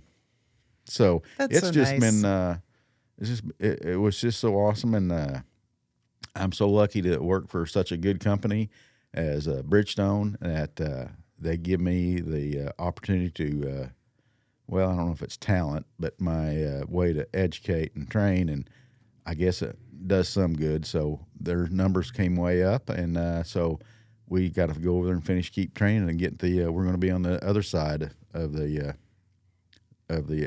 country to train that up where the cotton is. I didn't see no cotton where I was at, so where we're going to be the cotton. So I haven't traveled that much in the last couple of years. I've started more, but when we were down at the Firestone University training, we were talking about common issues that farmers have, and stubble and road wear, ones that I was familiar with. But you had mentioned that cotton, those farmers deal with like little slivers inside of the tires. Yeah, cotton, yes, corn is horrible, but cotton is part of the tree family. So when they get a lot of moisture and grow, it's like if you don't stay in the rows, you're running over little tree stumps. Think about that. A tire just can't handle it. It's the worst one, I think, to fight. People argue with, no, corn. No, you just don't know. Cotton is part of the tree. Yes. Is corn stalks getting harder and harder? Yes. Because what? They used to cut maybe 100 bushel a week, 20, 25 years ago? Now they're up to 200 or plus. Well, they genetically modified that stalk. It's not the same thing to get stronger. Well, guess what? The bolls on a cotton plant, they only get a bale per acre, whatever it was. Well, now they can get 3 plus. Is that the same stock? No, it'd lay over. They got to genetically modify that stock. So, I mean, I've got some pictures of people say, no. And I said, well, let me text you this picture. Oh, man, yeah, that's a heck of a root system and a tree stump. I mean, so they got to be tremendously careful because you can run over corn. Eventually it'll tear it up, but a cotton can tear it up in a day. I mean, it'll just annihilate it. It's an animal in itself. And for anybody that's listening or watching that maybe doesn't know, corn stalk is almost as, was it a barometer? No, that's not the right. Durometer. So it has the same hardness as metal. No, metal's 100, and then I've never seen corn over at 95. It'd be anywhere from 90 to 95. But that's pretty awful dang close to hardness as a metal. Correct. Like Okay, a corn stalk that you're driving over in the fields. So for you to say that cotton is way worse. Yeah, it'd have to be. It just won't have any forgiveness.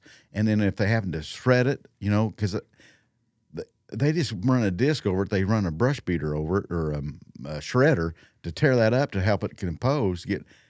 They've got to. If they just went out there and disc it over, they got a long time. They got to get it smaller. So then it's just like little razor blades. I mean, it just won't break. It's so tough. That's why it's tougher. But as long as you behave and stay in the rows, but you can't.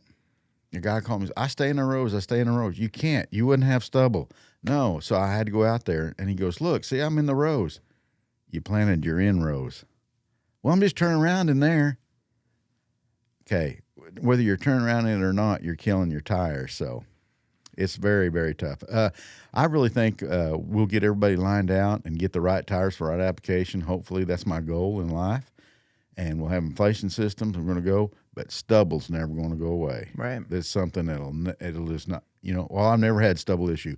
Well, guess what? The tire gods has been nice to you. You eventually will get there. I think wheat straw is eventually going to go through tire. Oh, come on, Dusty. No way. No, where I'm from, it used to grow 35 bushel wheat, and that was a home run year. Well, now what are they at? 80 to 100. Are they done? No, they're going to get it to 150 and on up farther. Is that the same stock? No, it's going to be harder and harder. Mm-hmm. Even wheat straw is starting to nick at it. So we're not done.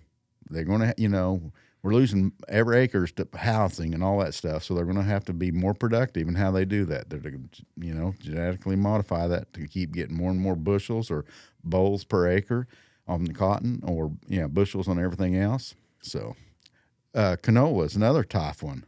That's a pretty wicked one, too. I don't know if it's part of the tree family, but it's pretty nasty. What does that do? It'll tear, I was over. Same thing, it'll tear up the tires. Yeah, I was on this had a track tractor and just come in off canola, and they brought it in. They thought the tracks were defective. And it was off that canola made that. You could see all the wires underneath it. Except for, it looked like they put wires around that tractor, then they just glued bars on there. The canola ate every bit of the rubber off except for the bars because, they're that thick. And I thought, and so I was able to tell him, that's not that, it wasn't our track. And I said, that's not that track's fault, I swear to God to you. I mean, I'd love to slam that, but that's not that tire's fault. Yeah. I mean, that track's fault. He goes, yeah, I was in canola. And that's when I learned that canola's pretty nasty too. So. Good to know. Didn't know? Yeah, canola's nasty. So with you going to Australia, Canada, Mexico, North America, not really a lot of like European. No. I don't know if I'll ever get to go to. We're bringing Bridgestone over. I would like to go over there to learn. To me, to be an educator, you got to be educated. Well, I've learned a lot in books and stuff, but I would literally like to talk to the dealers over there and to the farmers and get hand-on, because that's really hand-on is the best way to learn. Mm-hmm. I just think it's the best. So I would like to go to Europe on that. They believe in, the roads are narrower over there.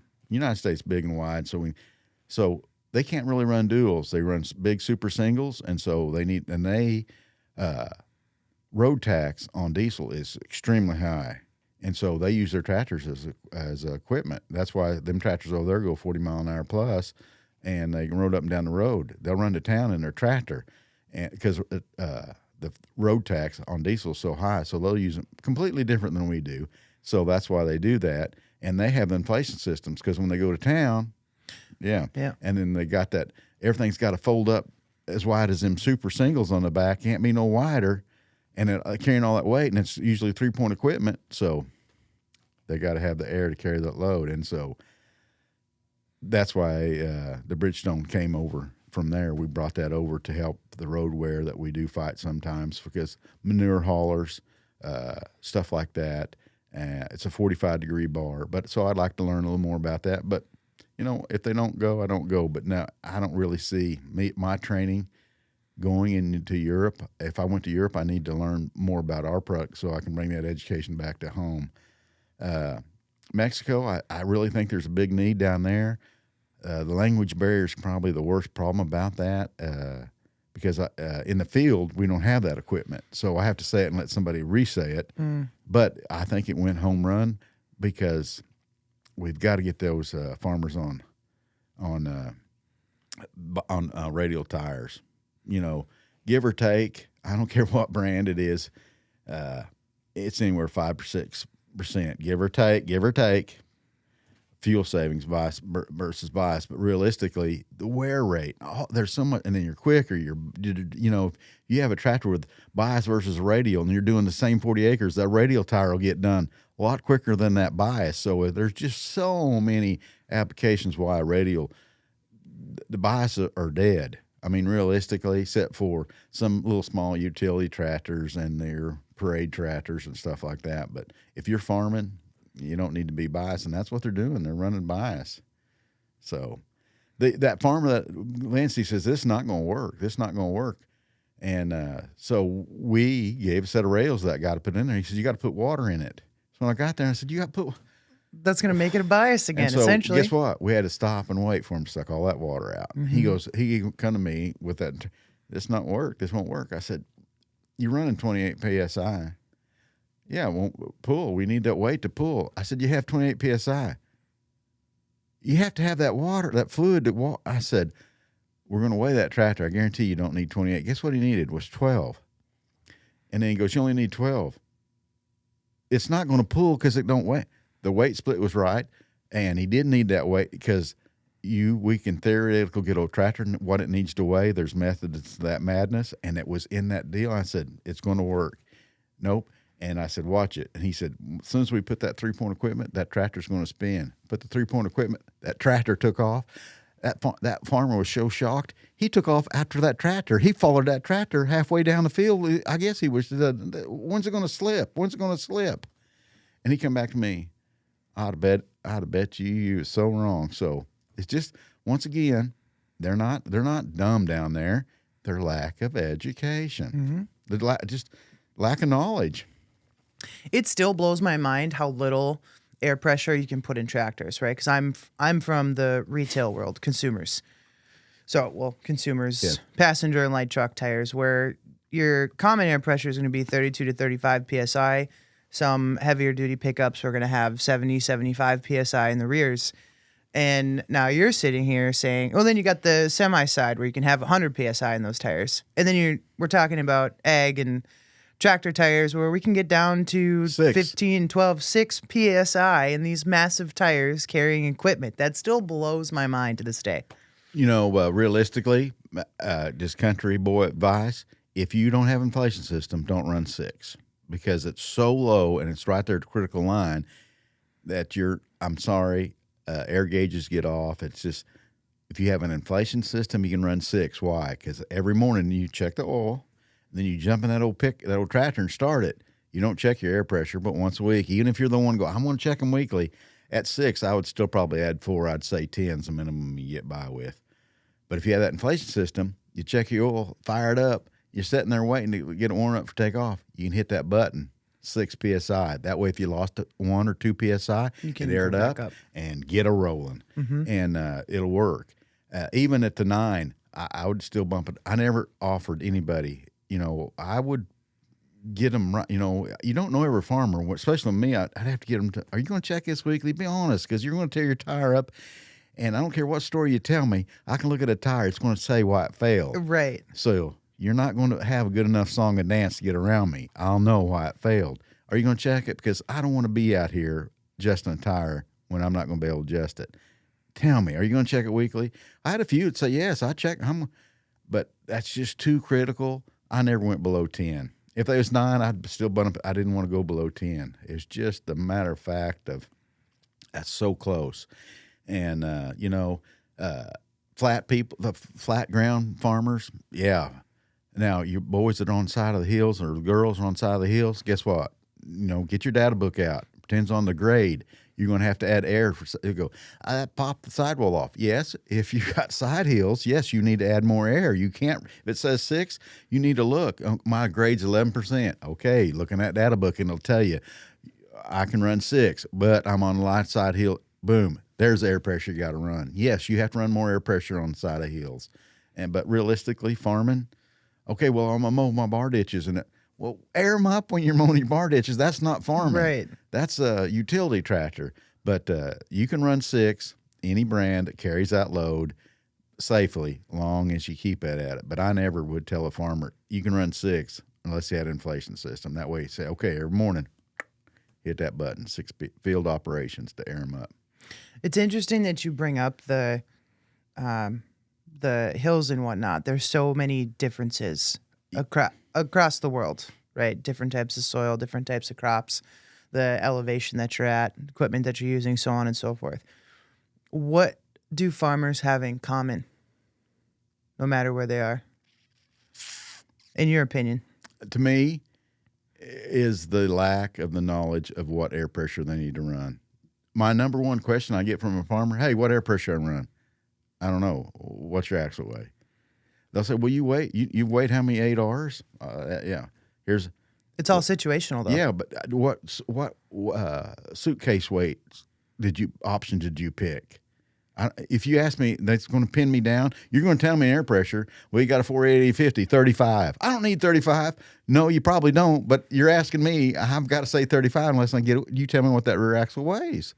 And don't forget, them big bad boys, especially them articulating boys, you got to weigh. I express my dealers, get that filled up. That some of them 400 gallons, you're almost empty, and you weigh it and say, I'm going to check mine weekly. Or he has an inflation system, and he missed that 400 gallons. Then he puts 400 gallons in it. Guess what? Them tires are underinflated for the operation. Mm-hmm. And you got to know your cousin. No farmer farms the same way. Yeah, in a way they kind of do. They say have the same planter, but not everybody has 3-point planters. Some people have 2-point planters. They still can put a lot of weight on there. And then some planters that are tongue draw or hitch pin, you just put the pin in. There's the ones with the grain container on top of the hitch that puts a lot of weight on. And there's some in the back, just like a chisel plow. Guess what? You don't need to have no weight. So you got to know it's just probably the most not difficult, but you need to know your farmer and his operations. And that's why, we finally got a tractor in Des Moines. I want to thank Jamie Smart for getting that tractor to us. Greg Jones did a good job getting it transferred to us, and Jamie gave us the money to kind of fix it up. So I walk around and the basic class, here's what you look at. Mm-hmm. Here's what you're looking for. Is he a 3-point farmer? What is a 3-point? Well, they go, this is a 3-point. No, that's a 3-point quick hitch. The 3-point are the 3 arms. Yep. And then you put a quick hitch on it for safety reasons. A 2-point hitch is just the 3-point hitch, quick hitch, but the bottom 2 used. Oh, look, they're all nice and shiny. He's not using this. The wear's on the hitch pin. There, so walk around and see it. And, hey, I got a full rack of weights. You'll be at maximum air pressure. He is made for a 3-point farmer. So we use that to educate him. So you ask the right farmer. So when somebody calls me, if I was a salesman and they said, hey, I need some tires. What size are they? 480 50s. Okay. I wouldn't just go to standard. Well, what are you doing? What do you need? Do you have a 3-point farmer that has a planter? Maybe we need a VF tire. I guarantee you most of them do.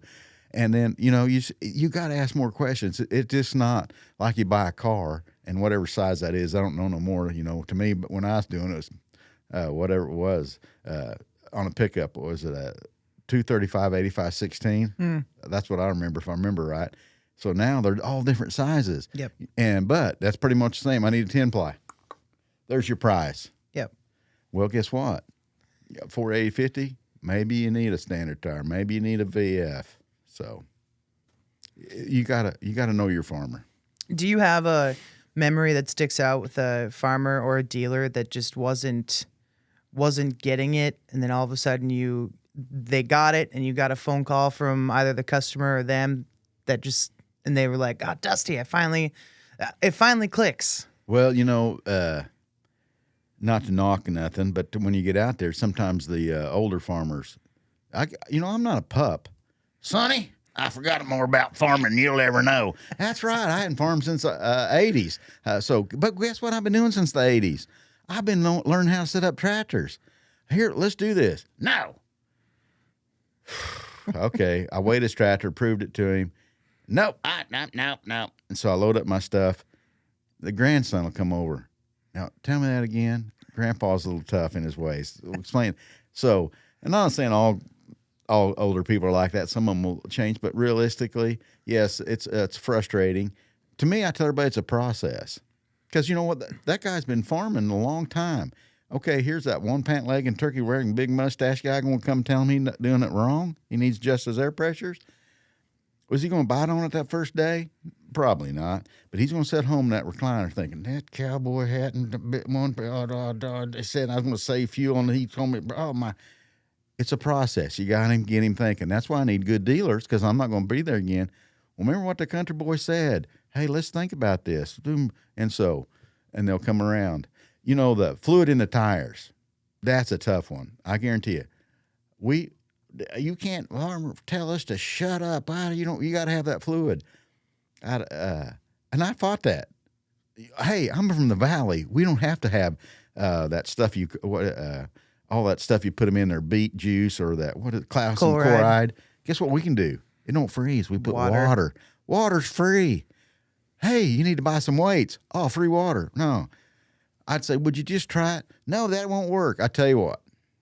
I had a handful that say, let's weigh it, set it up, let's balance it, and if it's close, we'll live with it, and I'll set the air pressures and go. It's not going to pull without water. Okay, well, I'll have Bob's Tire Barn come back and put the fluid in. I'll pay the fluid charge and the service call and the whole deal. Well, usually Bob's Tire, I'm busy, I can't do it. Charge me double. I don't care. I'm trying to get this guy convinced. Okay, but you're wrong. I probably got a handful of those older guys do that. You don't know how many credits I had to write? None. A goose egg. They said, I just can't believe how much better that tractor pulls. Well, they put water in it. They all have 28 or 30 PSI in it, and they all need about 10 or to 15 PSI. So it was an easy bet. I knew I'd win it, but it's awful hard. It's just like, think of you doing something that you've always did, and somebody come to you, Allison, no, here's how you do that. That's been working for years. Get out, I'm kind of that way too. I like what I like. Wait. Change goes back to change. Do I like changing? No, not a lot of people do. And so it's tough, but I enjoy that challenge. The tougher the guy, the more I like it. Even if I don't win the war, the battle, I lost it. But you usually win the war. I win a few battles, but I guarantee you, once I don't, it's a process. He's sitting in that recliner. Dang country boy. So, especially I do those fuel clinics, and hey, nah, I ain't worried about that VF tire saving that. No, that ain't worth it. Well, I gave business cards because that was my area. Hey, remember when you did that? Where are you at? That town there. Oh, yeah. Well, I got this whatever sprayer. Now, you told me about this. I need to weigh that. What's my air pressure? Well, I'll come and weigh it for you, but I can't tell you over the phone. You can't tell me what air pressure. I want to save fuel. Because fuel came up, and when it was cheap, all right, I ain't got time to do that. When fuel gets high, like it is right now. So yes. You're starting to see an increase in people calling you. That's right. Like we said at that clinic, we showed them the difference in the footprints. Yeah. Sold the VF tires. Did we sell? Then we spent an hour on inflation systems. What do they call them? TC or whatever? CTIS. CTIS, yeah. See, old country boy ain't that good with initials. But guess what? I don't think we sold one. But it's a process. Mm-hmm. We showed them that. But they can see that. They can look at the 2 footprints. Oh, my gosh. It's hard to see that 2 to 4%. And some studies are 7 and 8%. But I always stay with the lowest number. If I do a study and they're not ours, and I try to find as many of those studies as I can. So anywhere it's from 4 to 8, guess what I take? I always take the 4. And that way I know I can hit that because all these studies say this. I always take the lowest number. And then then I can say, look, you do your own internet searches and look at the studies and do the math. And then that's a tough one to get, inflation system, but I really think it's the way of the future. What was I don't know if you can or cannot say this story, but when we were down in training, you had mentioned you were sitting down with he was a customer and then he ended up being a buddy of yours. And I think you said something along the lines of you had this really tough customer that you were working with. And he said to you, yeah, but do you know how much you've saved me in fuel? And that's where you guys figured out the equation and whatnot. Like, Yeah. Is that a story you can share with us on here? Or No, no, because it's really about, 23 degree, how big a fuel savings it is. Okay. And so, I just want to let everybody know, not everybody knows everything. We kept, it was during COVID and we kept going up. Oh my God, I had my head in the trash can, the last price, and that was a tough time. We're and, constantly getting emails from manufacturers. Another increase here, another increase there. We don't have tires for you right now.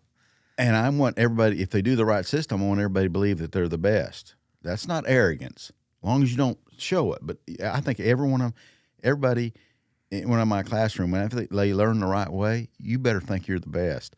And so I was at a farmer, a good friend of mine, and I just said, I was crying in my bottle of whatever I was drinking, and water. And I said, I just don't know. I'm talented, but I don't know if I can keep selling my product. And that was a farmer turned to me and said, do you not know how much fuel your tire saves me?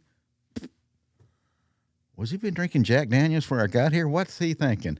And so that deal, but I can't really get into that because the legal deals. But anyway, it's that's why I just love dealing with the one-on-one. That's why my way to go out in the sunset, in front of me, is doing nothing but calling on farmers. But to me, that's, it's just not adjustable for our dollar. Yeah.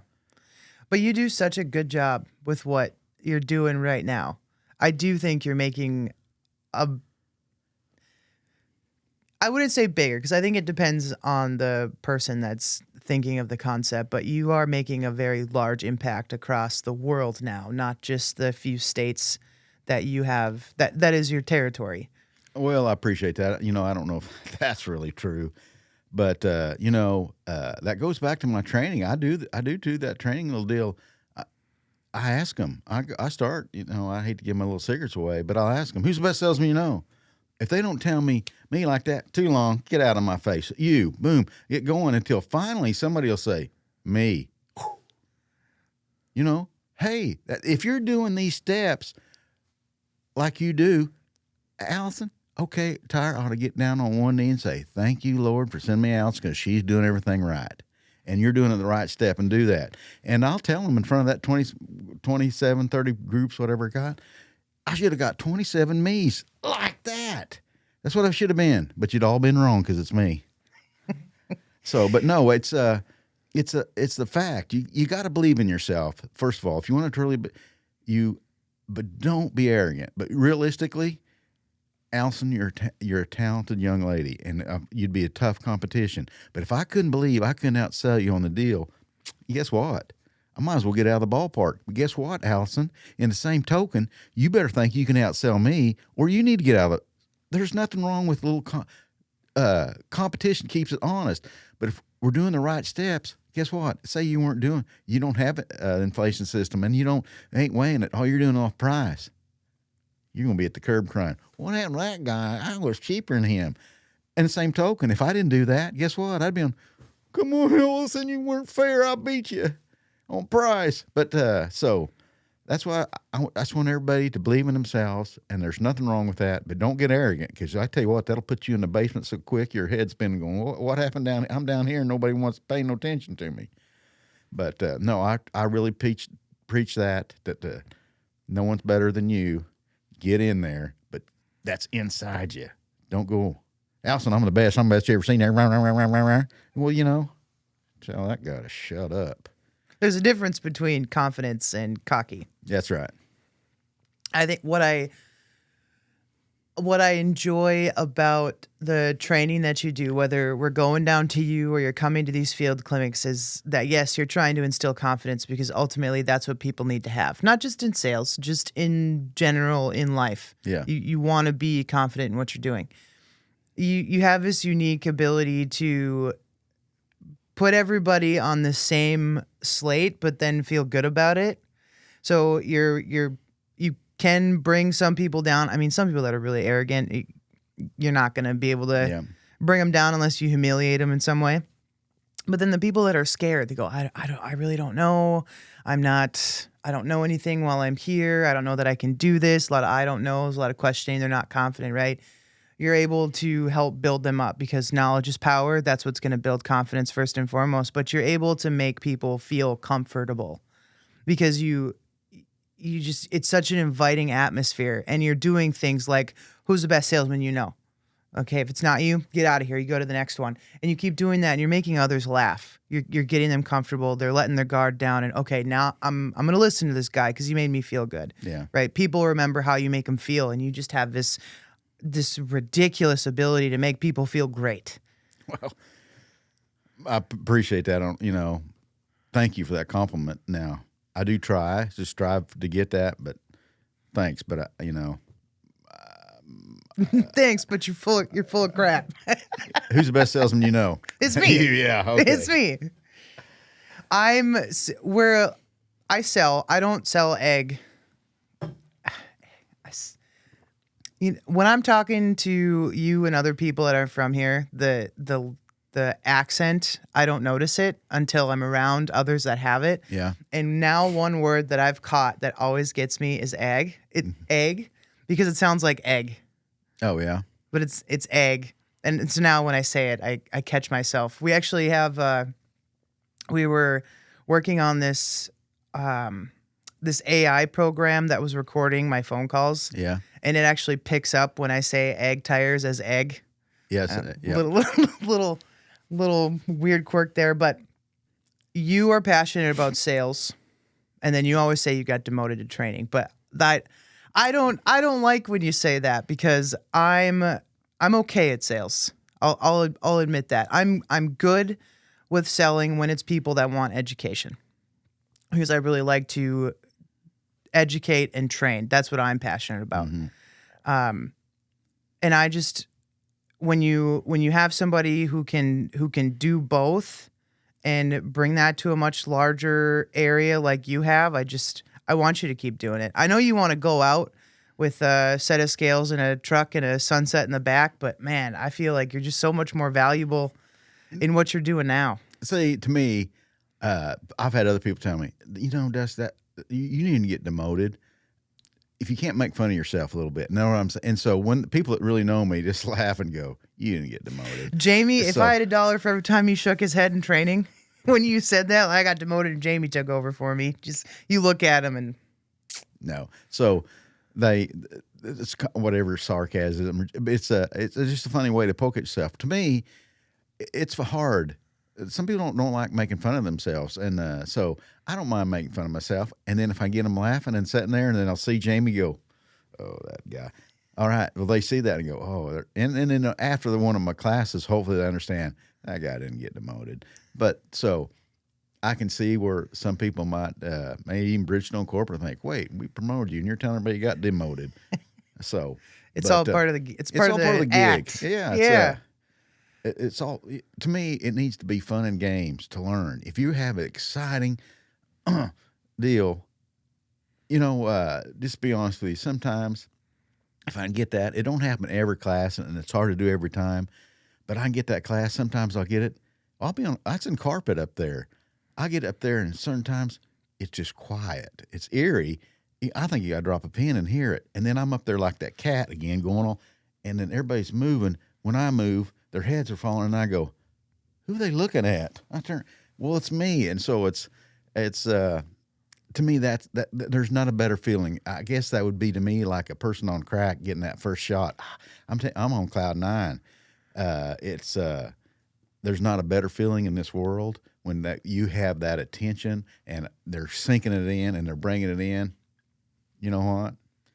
If I didn't have to have money to eat, I'd do it for this for nothing, because that's the pump that gets me pumped up. That's the my crack or whatever, the heroin or whatever they do to get it all that way. That's my your why, essentially. Yes, that's why I love that, especially when I can hit that certain need and people are pumped up. Some of the classes get done. I said, all right, get out of here. Well, I remember some of the classes we do, they just run out okay, they're hanging around. They're excited. They're pumped up. They're just, so no, it's a high to me to train, and it's just the best job in the world for me. So let me ask you this. Yeah. If you had to choose between getting a farmer to finally understand fuel savings and air pressures and weighing your tractor and getting attention and training, which one wins? Well, the training is going to win. Yeah? Yep. Yes, I won the end user battle. Boom. But how many farmers can I see? I got a class of 30. If I get them all to do that, it's 30-1. Who won? Yeah. More of an impact on the training. The farmer won because we have 30 farmers saving fuel and compaction. Now, hopefully, my guys sold them my product, but even if they didn't, America won because we're going to be able to get food. Because I guarantee you, we got to get these farmers back to profitable, because, Otherwise we they're gonna can't start live selling. without eating. Right. What is it, 7 Right. to 10 days? I think you can go without food. We're going to need food. So we got to get them. So as bad as I hate to say it, I can put that little check mark. I won that farmer, but I didn't win 30 farmers. But I really did, because I had those 30 dealers win that over. Right.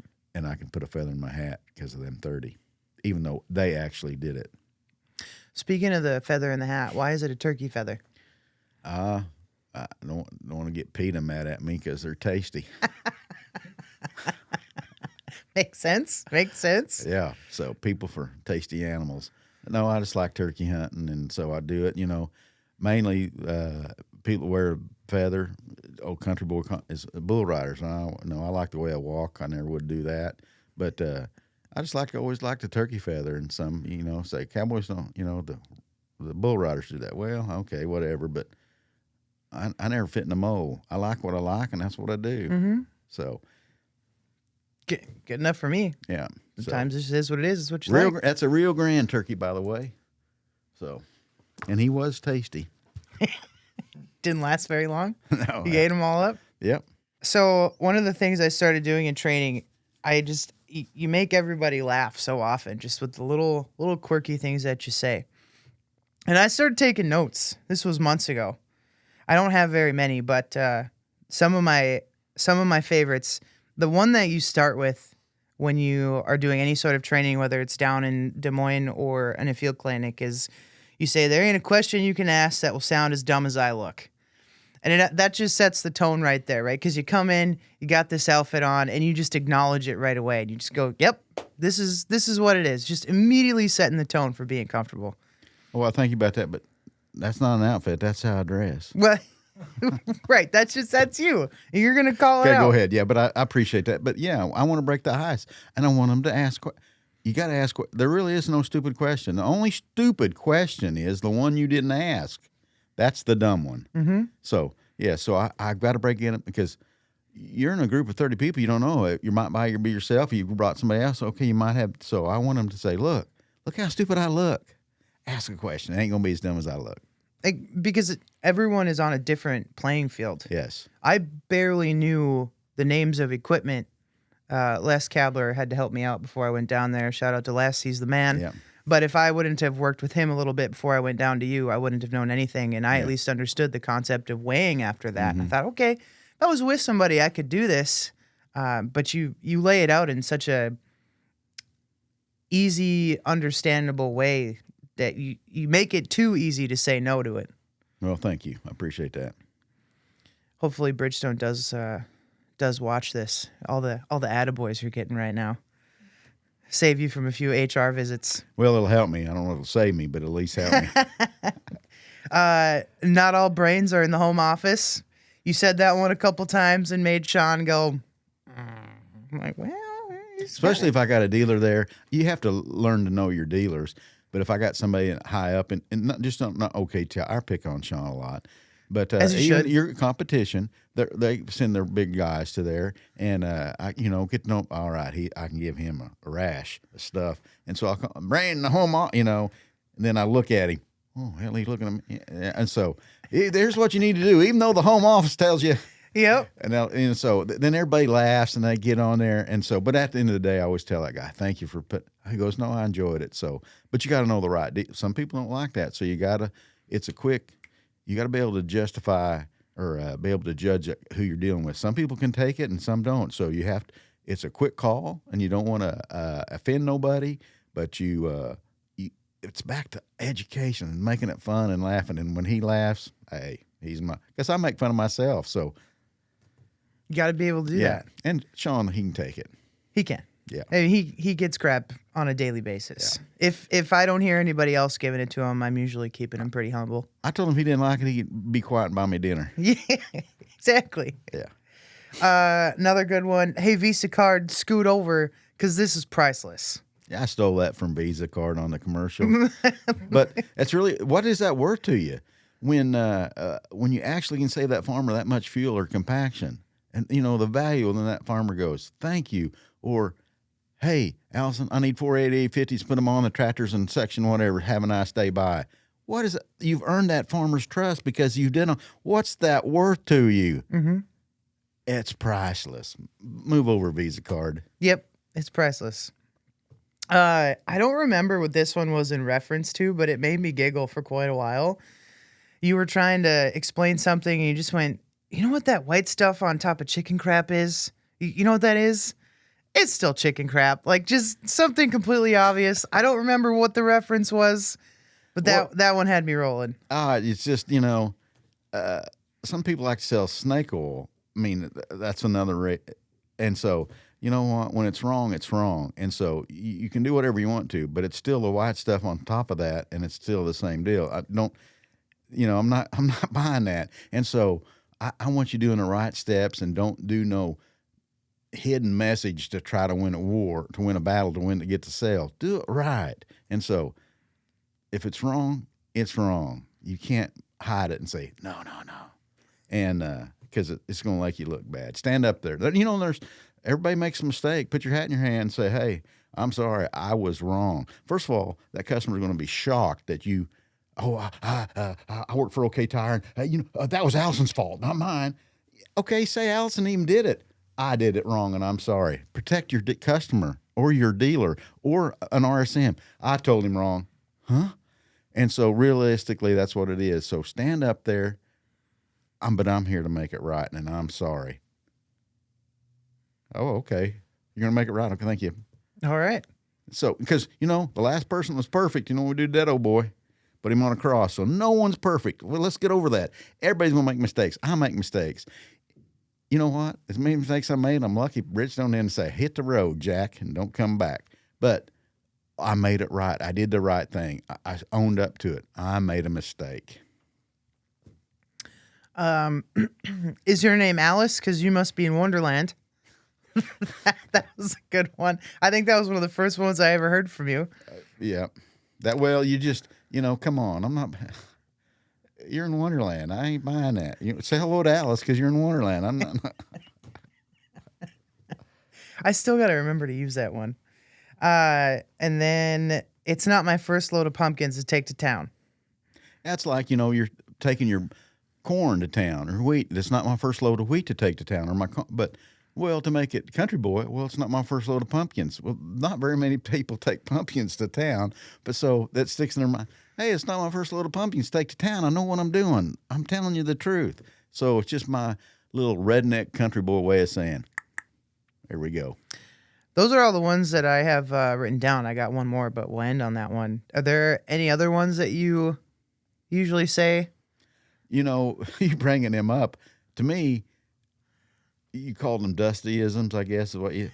But to me, that I just talk that way. Yeah, So that's just your I language. I don't. When everybody says, "Oh, here's a dustyism," what?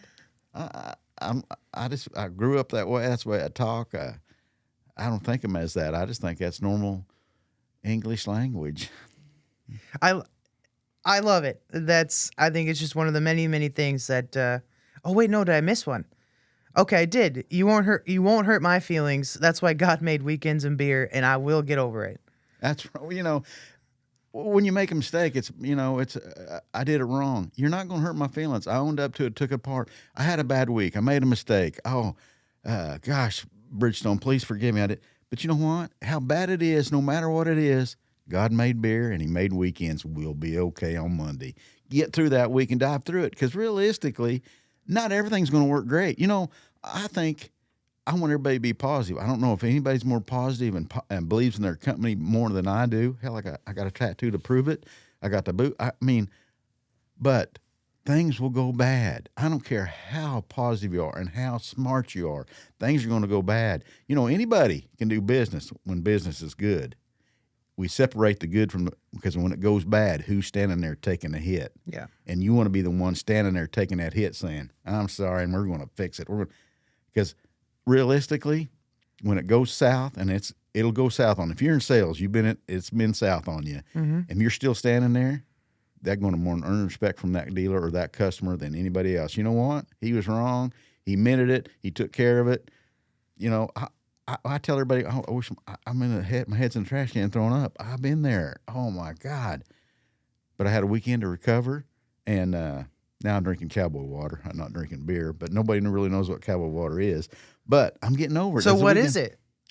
It's vodka and water with lemon. But anyway, I'm just don't get depressed. Stay positive. Get going. And realistically, I don't want no troubles, but the best way you can become a deal is be a problem solver. If you could run to every problem, I tell everybody, when you got a problem, everybody's, let me put my head in the ground like an ostrich and maybe this will go away. No, pop that puppy up, run towards that problem and run in there and say, I'm here. I'm going to take care of this problem. Then you're known as a problem solver. Then you're what? Are you an order taker or are you a dang solutions? Mm-hmm. That's why I say hang in there, run to problems, do the right thing, and then when it is bad and it is south, hang in there. Don't get depressed. And remember, who's the best salesman you know? I am. That's right. And so you'll be all right Monday. Well, the last one that we have, you usually leave trainings and field clinics by saying this. So I think we should end the podcast with you saying this. My favorite saying at the end. Yeah, go ahead. Well, another deal is I want you to be positive, right? Mm-hmm. I want you to be upbeat. I want you to believe in yourself. So, everybody thinks I'm crazy.